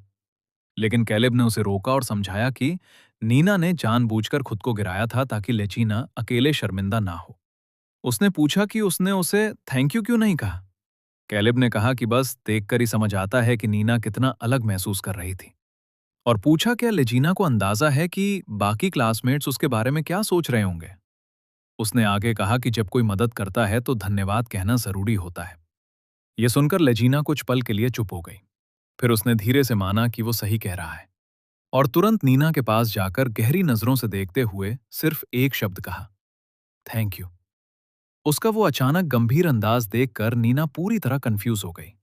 उसे समझ नहीं आया ये सच था या ताना। इससे पहले कि वो कुछ पूछ पाती, लेजीना मुड़कर भाग गई। कैलेब ने यह देखकर कहा कि नीना को कुछ भी समझ नहीं आया और वो खुद भी हैरान था कि लेजीना ने उसकी बात को इतने सीधे तरीके से मान लिया। उसी समय एक और क्लासमेट ने लेजीना को रोका और पूछा, क्या उसने सफाई खत्म कर ली? लेकिन वो अभी भी शर्म और सोच में डूबी हुई खुद से ही कुछ बड़बड़ा रही थी। कैलेब का नाम लेते हुए कह रही थी कि वो उससे सीख रही है। क्लासमेट उसे जाते हुए देखता रह गया, कुछ समझ नहीं पाया। इधर नीना अभी भी अपने गिरने से संभलने की कोशिश कर रही थी। तभी उसकी नजर अपने कपड़ों पर गई और वो घबरा गई। नीचे का हिस्सा पूरी तरह भीग चुका था। वो डर गई कि अगर किसी ने उसे ऐसे देख लिया तो लोग कुछ और ही समझ लेंगे। शर्म से वो सिकुड़ गई और सोचने लगी कि लोग उसका मजाक उड़ाएंगे और कहेंगे कि उसने अपने कपड़े गीले कर लिए। ये सोचकर ही उसका दिल घबराने लगा। उसे लगा अगर ये गलतफहमी फैल गई तो वो स्कूल में सबकी हंसी बन जाएगी। तभी अचानक किसी ने उसका हाथ पकड़ लिया। वो कैलेब था, जो बस उसकी मदद करना चाहता था ताकि कोई गलत न समझे। नीना शर्माते हुए जल्दी जल्दी समझाने लगी कि ऐसा कुछ नहीं है, वो बस पानी में फिसल गई थी। कैलेब ने शांत स्वर में कहा कि उसे पता है और उसे सफाई देने की जरूरत नहीं है। फिर भी नीना को अजीब लग रहा था। उसने कहा कि उसका कोट बहुत बड़ा है और सबको पता चल जाएगा कि ये लड़कों का है। लेकिन कैलेब ने कहा, इसमें कोई दिक्कत नहीं, वो बाजू मोड़कर कमर पर बांध सकती है और बाद में घर जाकर वापस कर देना। जब नीना उसका कोट ठीक करने लगी तो बोली कि ऐसा करने से ये पूरा सिकुड़ जाएगा। तभी कैलेब ने ऊपर देखा और दोनों अचानक बहुत करीब आ गए। बिना सोचे नीना थोड़ा और झुक गई।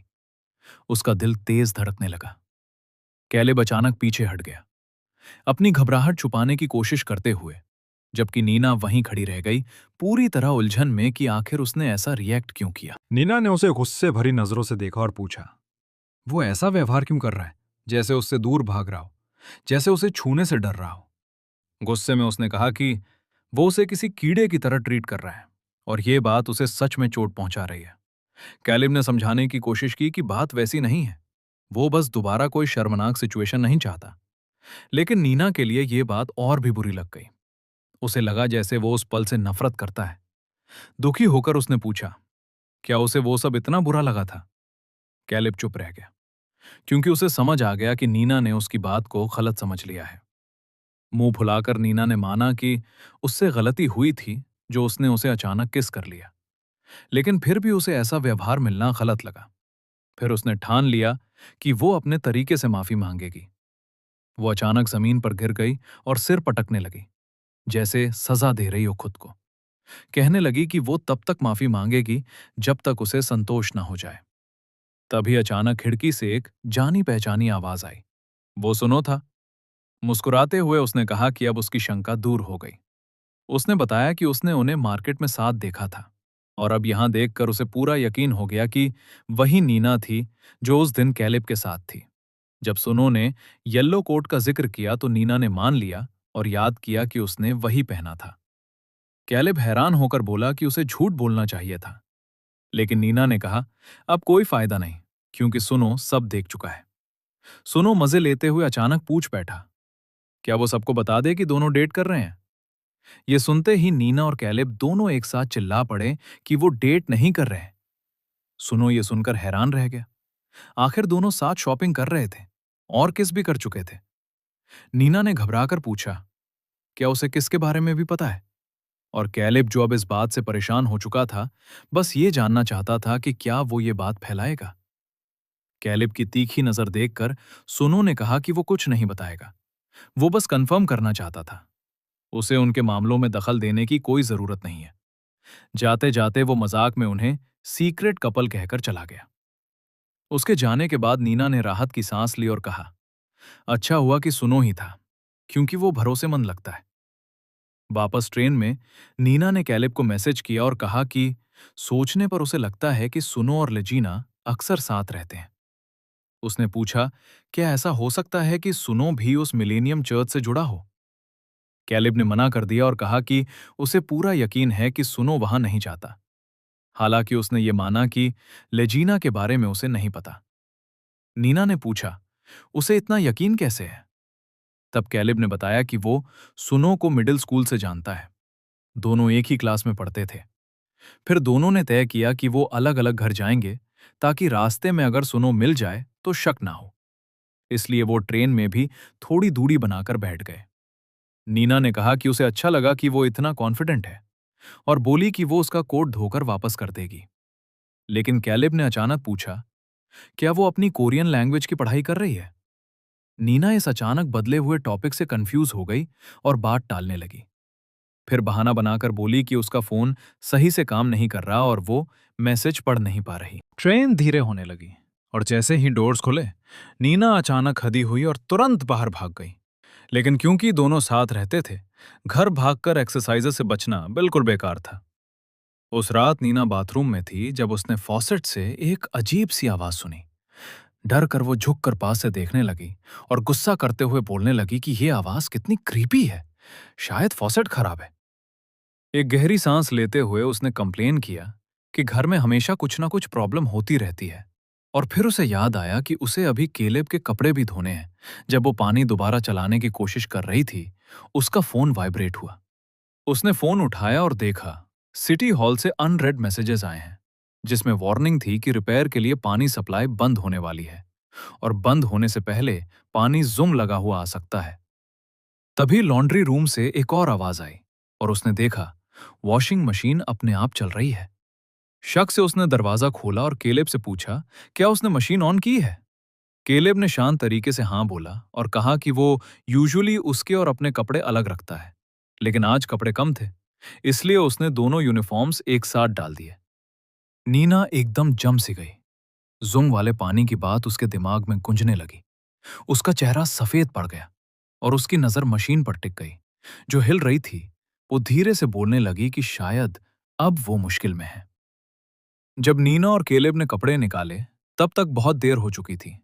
दोनों की स्कूल यूनिफॉर्म पूरी तरह से दागदार हो चुकी थी। जुंग वाले पानी ने सब बर्बाद कर दिया। थोड़ी क्यूरियस और होपफुल होकर नीना ने एक कपड़ा उठाया और उसे सूंघने की कोशिश की, लेकिन तुरंत पछताई। उसकी स्मेल इतनी मेटालिक और खट्टी थी कि वो पीछे हट गई और ऑलमोस्ट उल्टी जैसी फीलिंग आई। नीना ने पूछा, अब क्या करेंगे, क्योंकि अगले दिन उनकी क्लास है। केलेब ने सजेस्ट किया कि यूनिफॉर्म का कलर इतना डार्क है कि शायद दोबारा धोने पर दाग छुप जाएंगे, लेकिन उसने ये भी माना कि आसपास के लॉन्ड्रोमैट में भी शायद वही पानी प्रॉब्लम हो। नीना उदास होकर सांस भरी, लेकिन केलेब ने सीधे तरीके से बोला कि बॉटल वाटर से कपड़े धो लेते हैं। ये सुनकर नीना शॉक हो गई और चिल्लाने लगी कि क्या वो पागल हो गया है? कौन पीने का पानी कपड़ों पर वेस्ट करता है? उसने कहा, बेस्ट ये होगा कि नेक्स्ट नेबरहुड के 24 लॉन्ड्रोमैट चले जाएं। केलेब ने अपने हाथ क्रॉस किए और बोला कि उसने उसकी ओपिनियन मांगी थी, लेकिन लगता है वो पहले ही डिसाइड कर चुकी है। नीना हल्की सी हंसी और बोली कि वो बस थोड़ा आर्ग्यू करना चाहती थी। केलेब ने फिर कहा कि पानी खरीदना ज्यादा प्रैक्टिकल होगा। अगर कुछ बच गया तो वो पी भी सकते हैं और इतनी रात में दूसरे एरिया जाना टाइम वेस्ट है। लेकिन नीना ने मानने से मना कर दिया। उसने कहा उन्हें पैसे बचाने हैं। नोटबुक्स और स्कूल सप्लाई से लेकर बिजली बिल और खाने तक इतने खर्चे हैं, बिना जरूरत पैसे खर्च करना मुमकिन नहीं है। दोनों कुछ देर के लिए चुप हो गए, जैसे जिद की एक इमेजिनरी लाइन ने उन्हें अलग कर दिया हो। दोनों को लग रहा था कि वो सही हैं। नीना अपने पेरेंट्स से कांटेक्ट में नहीं थी, फिर भी उसे थोड़ा अलाउंस मिलता था, लेकिन केलेब सिर्फ अपनी सेविंग्स पर जी रहा था और एक दिन वो खत्म हो जाएंगी। उसके पेरेंट्स शायद उसकी हेल्प भी ना करें, क्योंकि उन्हें तो जैसे उसे अकेला छोड़ने में सुकून मिला था। कुछ देर के बाद केलेब ने सोचा और माना कि नीना सही है। फिर बिना ज्यादा बोले उसने बाइक की चाबी उठाई और डिटर्मिनेशन के साथ बोला कि वो ऑटोमेटिक लॉन्ड्रोमैट जाएंगे। थोड़ी ही देर में दोनों सड़क पर थे। केलेब जोर जोर से पेडल मार रहा था और कंप्लेन कर रहा था कि अगर बस लेते तो जल्दी पहुंच जाते हैं, लेकिन नीना ने कहा कि वो ओवर रिएक्ट कर रहा है, अभी तो 10 मिनट भी नहीं हुए। जैसे ही बस उनके पास से निकली, नीना ने हफ करते हुए कहा कि वो पैसे बचाने के लिए जा रहे हैं और बाइक चलाना एक्सरसाइज भी है, एक साथ दो फायदे। जब वो बोलती रही और बात कंटिन्यू करने की कोशिश करती रही, केलेब ने अचानक शार्प टर्न लिया और नीना डर के मारे चीख उठी। वो गिरते गिरते बच्ची, दिल तेज धड़क रहा था और उसने उसे अक्यूज किया कि उसने जानबूझकर ऐसा किया है। केलेब ने नजर हटा ली और इनोसेंट बनने लगा शहर में साइकिल चलाते हुए। केलेब ने शांति से कहा कि वो उसे टाइट पकड़े, वरना ऐसे झुक कर बैठना डेंजरस हो सकता है। उसके गाल हल्का सा लाल हो गए जब उसने कहा कि वो उसके इतने ऑकवर्ड तरीके से पकड़ने से नर्वस हो रहा है। शर्माते हुए नीना हिचकिचाकर पूछने लगी कि क्या उसे सच में ऐसे पकड़ना चाहिए, और वो नॉर्मल टोन में जवाब देता रहा। अपनी एम्बैरेसमेंट छुपाने की कोशिश करते हुए नीना हल्की सी हंसी और वर्म करते हुए उसने अपने हाथ उसकी गर्दन के पास ले जाकर उससे पकड़ लिया। उसका चेहरा और भी लाल हो गया जब उसे एहसास हुआ कि वो केलेब को हक कर रही है, और तभी उसने सुना कि केलेब कह रहा है अगर उसे अनकंफर्टेबल फील हो रहा है तो वो उसे एक पत्थर समझ सकती है। नीना को यह बात बिल्कुल समझ नहीं आई। यह बिल्कुल बेकार लॉजिक था। कोई पत्थर को क्यों हक करेगा? उसने सोचा कि वो ज्यादा बेटर है कि उसे सच में उससे पकड़ कर रखे, और थोड़ी सी इरिटेट हो गई कि वो उसके फीलिंग्स नोटिस ही नहीं कर रहा। उसे पकड़ते हुए नीना ने महसूस किया कि उसका बॉडी अलग है, थोड़ा हार्ड और रिजिड, उसकी फ्रेंड्स के सॉफ्ट टच से बिल्कुल अलग। बिना किसी डाउट के एक लड़के का बॉडी लड़की से काफी अलग होता है, और ये बात नीना को काफी फैसिनेटिंग लगी। उसने सोचा कि शायद सब लड़के ऐसे नहीं होते, सिर्फ केलेब ही थोड़ा स्पेशल है। क्यूरियोसिटी में आकर नीना ने सोचा कि क्या केलेब का एब्डोमेन सॉफ्ट होगा, और बिना सोचे समझे उसने हल्का सा उसे दबा दिया। उसी पाल केलेब का बॉडी टेंस हो गया और उसने जोर से उसका नाम पुकारा। नीना ने तुरंत जस्टिफाई करने की कोशिश की और बोला कि वो बस मजाक कर रही थी, लेकिन केलेब कंप्लेन करता रहा और पूछने लगा कि क्या वो साइकिल छोड़कर दौड़ना चाहती है। कुछ मिनट बाद वो दोनों एक क्रॉस रोड पर रुक गए। केलेब ने पूछा कि किस डायरेक्शन में जाना है, और नीना ने जवाब दिया कि सीधा जाना है और कन्वीनियंस स्टोर देखते ही लेफ्ट लेना है। डायरेक्शन देते हुए वो सोचने लगी कि उसे उससे कुछ नॉर्मल बात करनी चाहिए, क्योंकि आजकल उनके बीच सब कुछ अजीब और अनयूजुअल लग रहा था। उसे यह भी रियलाइज हुआ कि वो केलेब के बारे में कुछ भी नहीं जानती, ना उसकी पसंद, ना उसके इंटरेस्ट्स, और ना ही ये कि क्या उन दोनों में कुछ कॉमन है। उसे सिर्फ इतना याद था कि उनकी बातें हमेशा सीरियस टॉपिक्स पर होती थीं, जैसे इन्वेस्टिगेशंस, सेफ्टी, पैसे और कुछ अजीब सिचुएशंस। सांस भरते हुए उसने सोचा कि उसका दोस्त बनना भी शायद मुश्किल है, लेकिन फिर उसने डिसाइड किया कि वो ये सब पढ़ लेगी। उसने उसकी तरफ मुड़कर अचानक पूछ लिया कि क्या कोई ऐसी चीज है जो वो करना चाहता है। केलेब ने उसे क्यूरियस नजर से देखा और वापस पूछा कि किस टाइप की चीज। नीना ने जल्दी से सोचा और कहा कि चाहे सब कुछ कंफ्यूजिंग और कॉम्प्लिकेटेड हो, इंपॉर्टेंट ये है कि मोमेंट को एंजॉय किया जाए, और फिर दोबारा पूछा कि वो सबसे ज्यादा क्या करना चाहता है। कुछ पाल के साइलेंस के बाद केलेब ने शांति से कहा कि उसे कुछ भी नहीं सूझ रहा। नीना शॉक हो गई। ये कैसे हो सकता है? अगर उसे कुछ चाहिए है नहीं, तो फिर वो इतनी मेहनत क्यों करता है? केलेब कुछ सेकंड्स तक चुप रहा, दूर होराइजन की तरफ देखते हुए फिर बोला कि अगर एंड में सब ठीक हो गया तो शायद ये सब वर्थ होगा। लेकिन अगले ही पाल वो थोड़ा दूर सा लगने लगा, जैसे अपनी ही बात पर डाउट कर रहा हो। चाहे सब कुछ अच्छा खत्म भी हो जाए, उसे लगता था कि यह पॉसिबल नहीं है। उसका फादर एक जिद्दी आदमी था, जो एक बार डिसाइड कर ले तो कभी पीछे नहीं हट। ता सूनर या लेटर वो तकमोजन को ढूंढ ही लेगा। केलेब ये सब जानता था, लेकिन वो नीना को सच नहीं बता सकता था। फिर भी एक अजीब सी बात उसे परेशान कर रही थी, एक स्ट्रेंज फीलिंग, जैसे उसका फादर और तकमीन एक ही सिक्के के दो अलग साइड्स हों, एक ही आईने के ऑपोजिट रिफ्लेक्शंस। तकमीन ने मिलेनियम एडवेंटिस्ट चर्च पर अटैक करना चूज किया, और इत्तेफाक से उसका फादर ही उस ट्रैप में परफेक्टली फंस गया। केलेब के लिए यह सब सिर्फ एक कोइंसिडेंस या फिर उसके फादर की गलती लग रही थी। उसे एक पुरानी बात याद आई जो उसके फादर ने कभी कही थी कि जब कोई घोड़े पर बैठता है तो घोड़ा समझ लेता है कि इंसान असल में कैसा है। घोड़ा महसूस कर लेता है कि उस इंसान की रूह डिसिप्लिन्ड है या नहीं।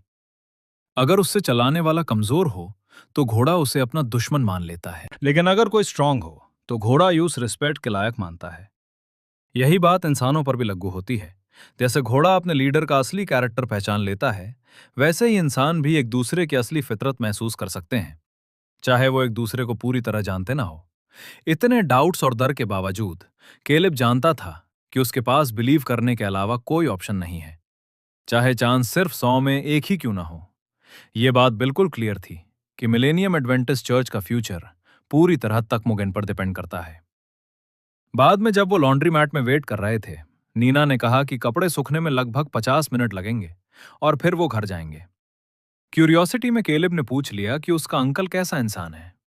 नीना थोड़ी सरप्राइज हुई, लेकिन शांत होकर बोली कि शायद वो भी उतना ही क्यूरियस होगा।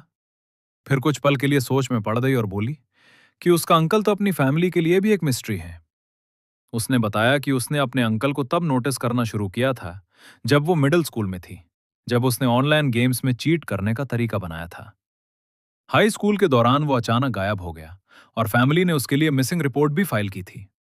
लेकिन जब वो उसे ढूंढना छोड़ने वाले थे, तब वो वापस आ गया और सिर्फ इतना बोला कि वो जुवेनाइल डिटेंशन सेंटर में था। वक्त के साथ ये चीज कई बार रिपीट हुई। वो लंबी लंबी पीरियड्स के लिए गायब होता और हर बार एक नया एक्सक्यूज लेकर वापस आता। उनमें से कोई भी रीजन इतना स्ट्रांग नहीं होता था कि उसकी एब्सेंस जस्टिफाई हो सके। उसके दिए हुए सब रीजंस शर्मनाक लगते थे। केलिब ने कहा कि जितना वो अपने अंकल के बारे में जानती है, उससे लगता है कि उन दोनों का रिलेशन इतना बुरा नहीं होगा। नीना ने जवाब दिया कि असल में उन दोनों के बीच सिर्फ 10 साल का डिफरेंस है और उसकी मां ही थी जिसने उसके अंकल को बड़ा किया। फिर भी इतना सब जानने के बाद भी नीना ने माना कि उसे समझ नहीं आता कि उसका अंकल फैमिली का पैसा लेकर क्यों भाग गया। वो अडल्ट्स की सिचुएशंस को पूरी तरह नहीं समझ पाती, लेकिन उसे लगता है कि कोई ना कोई वजह जरूर होगी और इसी वजह से वो अभी भी उस पर ट्रस्ट करती है। उसके लिए ये मैटर नहीं करता कि वो स्कैमर है या उससे भी कुछ बुरा। वो फिर भी उसकी फैमिली का हिस्सा है और अगर वो उसे ढूंढ भी ले और वो गिल्टी निकले तो शायद वो उसे माफ कर देगी। लेकिन इतनी कोशिश के बाद भी नीना के दिल में धोखे का एहसास अभी भी था। उसके लिए पैसों का लॉस इतना बड़ा नहीं था जितना उस डिसअपॉइंटमेंट का बोझ जो उस पर था।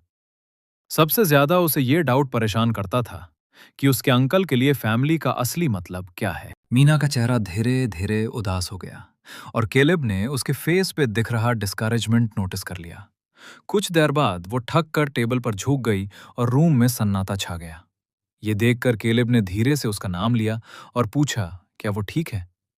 जब उसने दोबारा बुलाया तो उसे हल्की सी आवाज और कांपती हुई सांस सुनाई दी। केलेब ने देखा कि नीना हल्का सा कांप रही है। उसका चेहरा उसके हाथों के बीच छुपा हुआ था और उसे समझ नहीं आया क्या करे। तो उसने पूछा, क्या वो रो रही है?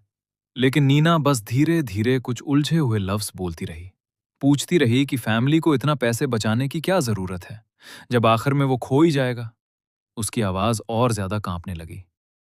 जब उसने फ्यूचर का डर कन्फेस किया, उसने कहा, अगर वो अपने अंकल को नहीं ढूंढ पाई तो शायद उसे फैक्ट्री में काम करना पड़े। और वो सोचने लगी कि क्या यही उसकी किस्मत है। केलेब ने उसे शांत करने की कोशिश की और कहा कि ऐसा नहीं होगा और वो सब कुछ करेगा इसे रोकने के लिए। लेकिन फिर भी नीना बोलती रही कि उसमें इतनी हिम्मत नहीं है कि वो सब हैंडल कर सके। वो सिर्फ एक स्टूडेंट है और उसे समझ नहीं आता क्या करे। केलेब बिल्कुल कंफ्यूज हो गया।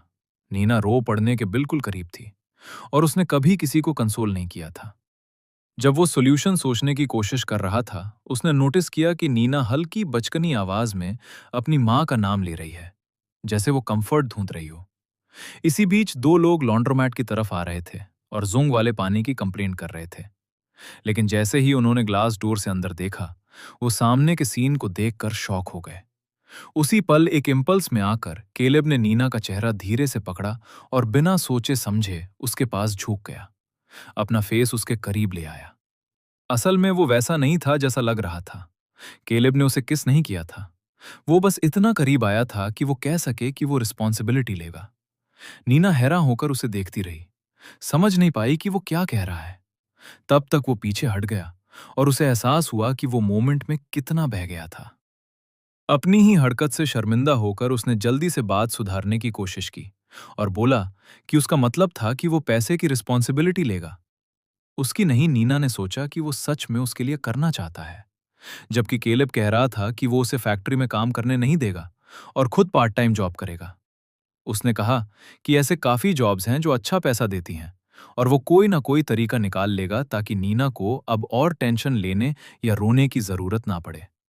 बाहर से कुछ लोग विंडो से ये सब देख रहे थे और अंदर आने में हिचकिचा रहे थे। केलेब ने जब उनकी क्यूरियस नजरें नोटिस की तो शर्मते हुए अपना सर झुका लिया और नीना ने अपने आंसू पोंछ लिए।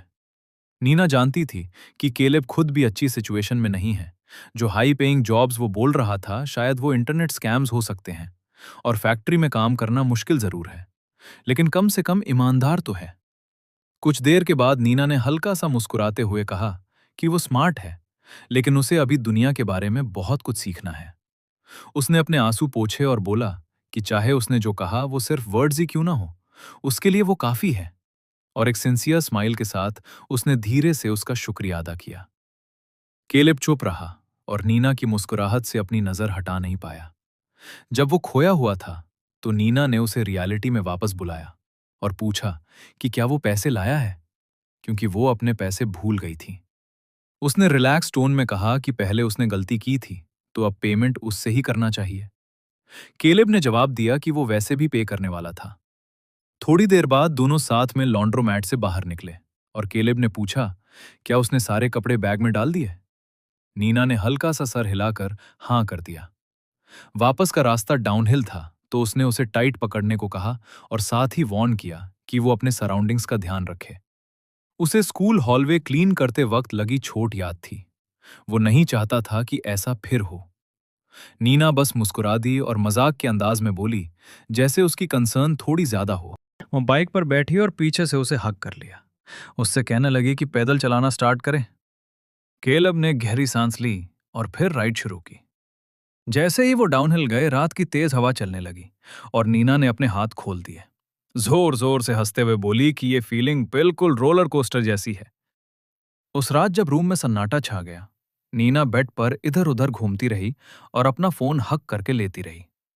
कुछ सेकंड्स बाद उसने ब्राउजर खोला और एक क्वेश्चन टाइप किया कि जब कोई लड़का किसी लड़की को पसंद करता है तो वो क्या करता है। सर्च करते हुए उसके दिमाग में वो मोमेंट वापस आने लगा जब केलेब ने कहा था कि वो रिस्पॉन्सिबिलिटी लेगा। नीना पलट कर लेती और सोचने लगी कि केलेब जैसा सीधा और रिजर्व लड़का बिना रीजन के ऐसी बात नहीं करेगा। उसके वर्ड्स के पीछे जरूर कोई रीजन था। सच जानने के लिए उसने डिसाइड किया कि वो इंटरनेट गुरुज की मदद लेगी। उसने यूट्यूब खोला और ऐसे वीडियोस देखने लगी जिनके टाइटल थे कि एक लड़का जब प्यार में होता है तो क्या करता है, और जब लड़का इंटरेस्ट दिखाता है और लड़की नोटिस नहीं करती। वीडियो देखते हुए पहली लाइन ने उसका ध्यान खींच लिया कि जो लड़का प्यार में होता है वो हमेशा हेल्प करना चाहता है। वो अचानक सीधी बैठ गई, शॉक होकर, और नरेटर बताता रहा कि एवोल्यूशनरी साइकोलॉजी के हिसाब से किसी की हेल्प करना अफेक्शन और क्लोजनेस दिखाने का तरीका होता है। बिना सोचे समझे नीना ने धीरे से कहा कि ये डिस्क्रिप्शन तो बिल्कुल केले पर फिट होती है, क्योंकि वो हमेशा उसके पास होता है जब उसे जरूरत होती है, बिना उसके बुलाए। लेकिन फिर उसने अपना सर हिला दिया और खुद को समझाने लगी कि वो इतनी जल्दी कंक्लूजन पर नहीं पहुंच सकती। ये तो लिस्ट का सिर्फ पहला पॉइंट है, उसे बाकी चीजें भी कंफर्म करनी होंगी। स्क्रीन पर सेकंड पॉइंट आया कि लड़का तुम्हारी आवाज सुनते ही तुरंत तुम्हारे पास आ जाएगा। क्यूरियस होकर उसने टेस्ट करने का डिसाइड किया और जोर से उसका नाम बुलाया। उसकी हैरानी के लिए कुछ सेकंड्स बाद ही केलेब दूर पर आ गया। वो उसे शॉक में देखने लगी और हिचकिचाकर बोली कि वो इतनी जल्दी कैसे आ गया? क्या उसके पास सुपर पावर्स है? केलेब ने सीधा जवाब दिया कि वो पानी पीने आया था और पूछा कि उसने क्यों बुलाया। नीना को समझ नहीं आया क्या बोले, तो उसने झूठ बोल दिया कि कोई जरूरी बात नहीं थी और उसे वापस भेज दिया। जैसे ही दूर बंद हुआ वो खुद से बोलने लगी कि ये कोइंसिडेंस नहीं हो सकता, और सोचने लगी, क्या ये डेस्टिनी है? तीसरा पॉइंट पढ़ते हुए उसने धीरे से बोला कि ये उन लड़कों के बारे में है जो अजीब रिक्वेस्ट्स भी मान लेते हैं। क्यूरियस होकर उसने दोबारा टेस्ट करने का सोचा और फिर से केलेब को बुलाया। कुछ सेकंड्स बाद वो फिर दूर पर आ गया और पूछने लगा क्या चाहिए। तब मीना ने मजाक में उससे बोला कि उसे 100 मिलियन वॉन दे दो। ये सुनकर केलेब एकदम फ्रीज हो गया। नीना तो बस ये टेस्ट खत्म करने वाली थी। तभी उसने उसकी आवाज सुनी जो पूछ रहा था कि क्या उसे पैसे अर्जेंटली चाहिए, क्योंकि उसने अभी तक अपना बैलेंस चेक नहीं किया है। ये सुनकर नीना हैरान रह गई और जल्दी से बोली कि वो मजाक कर रही थी और ये सब बिल्कुल पागलपन है।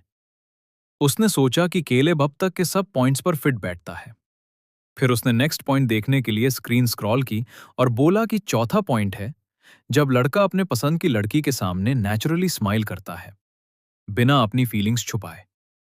कुछ पल के लिए वो सोच में पड़ गई और मन ही मन बोली कि ये बात सही लगती है। लेकिन तभी उसे एक बात याद आई। उसे एहसास हुआ कि जब से वो केलेब से मिली है, उसने उसे कभी मुस्कुराते हुए नहीं देखा, एक बार भी नहीं। ये सोचकर वो और ज्यादा क्यूरियस हो गई कि रोज उसका चेहरा देखने के बाद भी उसने कभी उसकी स्माइल नहीं देखी। जितना वो सोचती गई, उतनी ही उसकी क्यूरियोसिटी बढ़ती गई और उसने डिसाइड किया कि उसे केलेब की स्माइल देखनी ही होगी। अगर वो इतना सीरियस और ठंडा रहता है, तो शायद उसकी स्माइल देखना और भी स्पेशल होगा। बाहर केलेब को हल्का सा अजीब फील हुआ, जैसे उसे ठंड लग रही हो, और इधर नीना ने खुद से प्रॉमिस किया कि वो कुछ भी करके उसकी स्माइल जरूर देखेगी।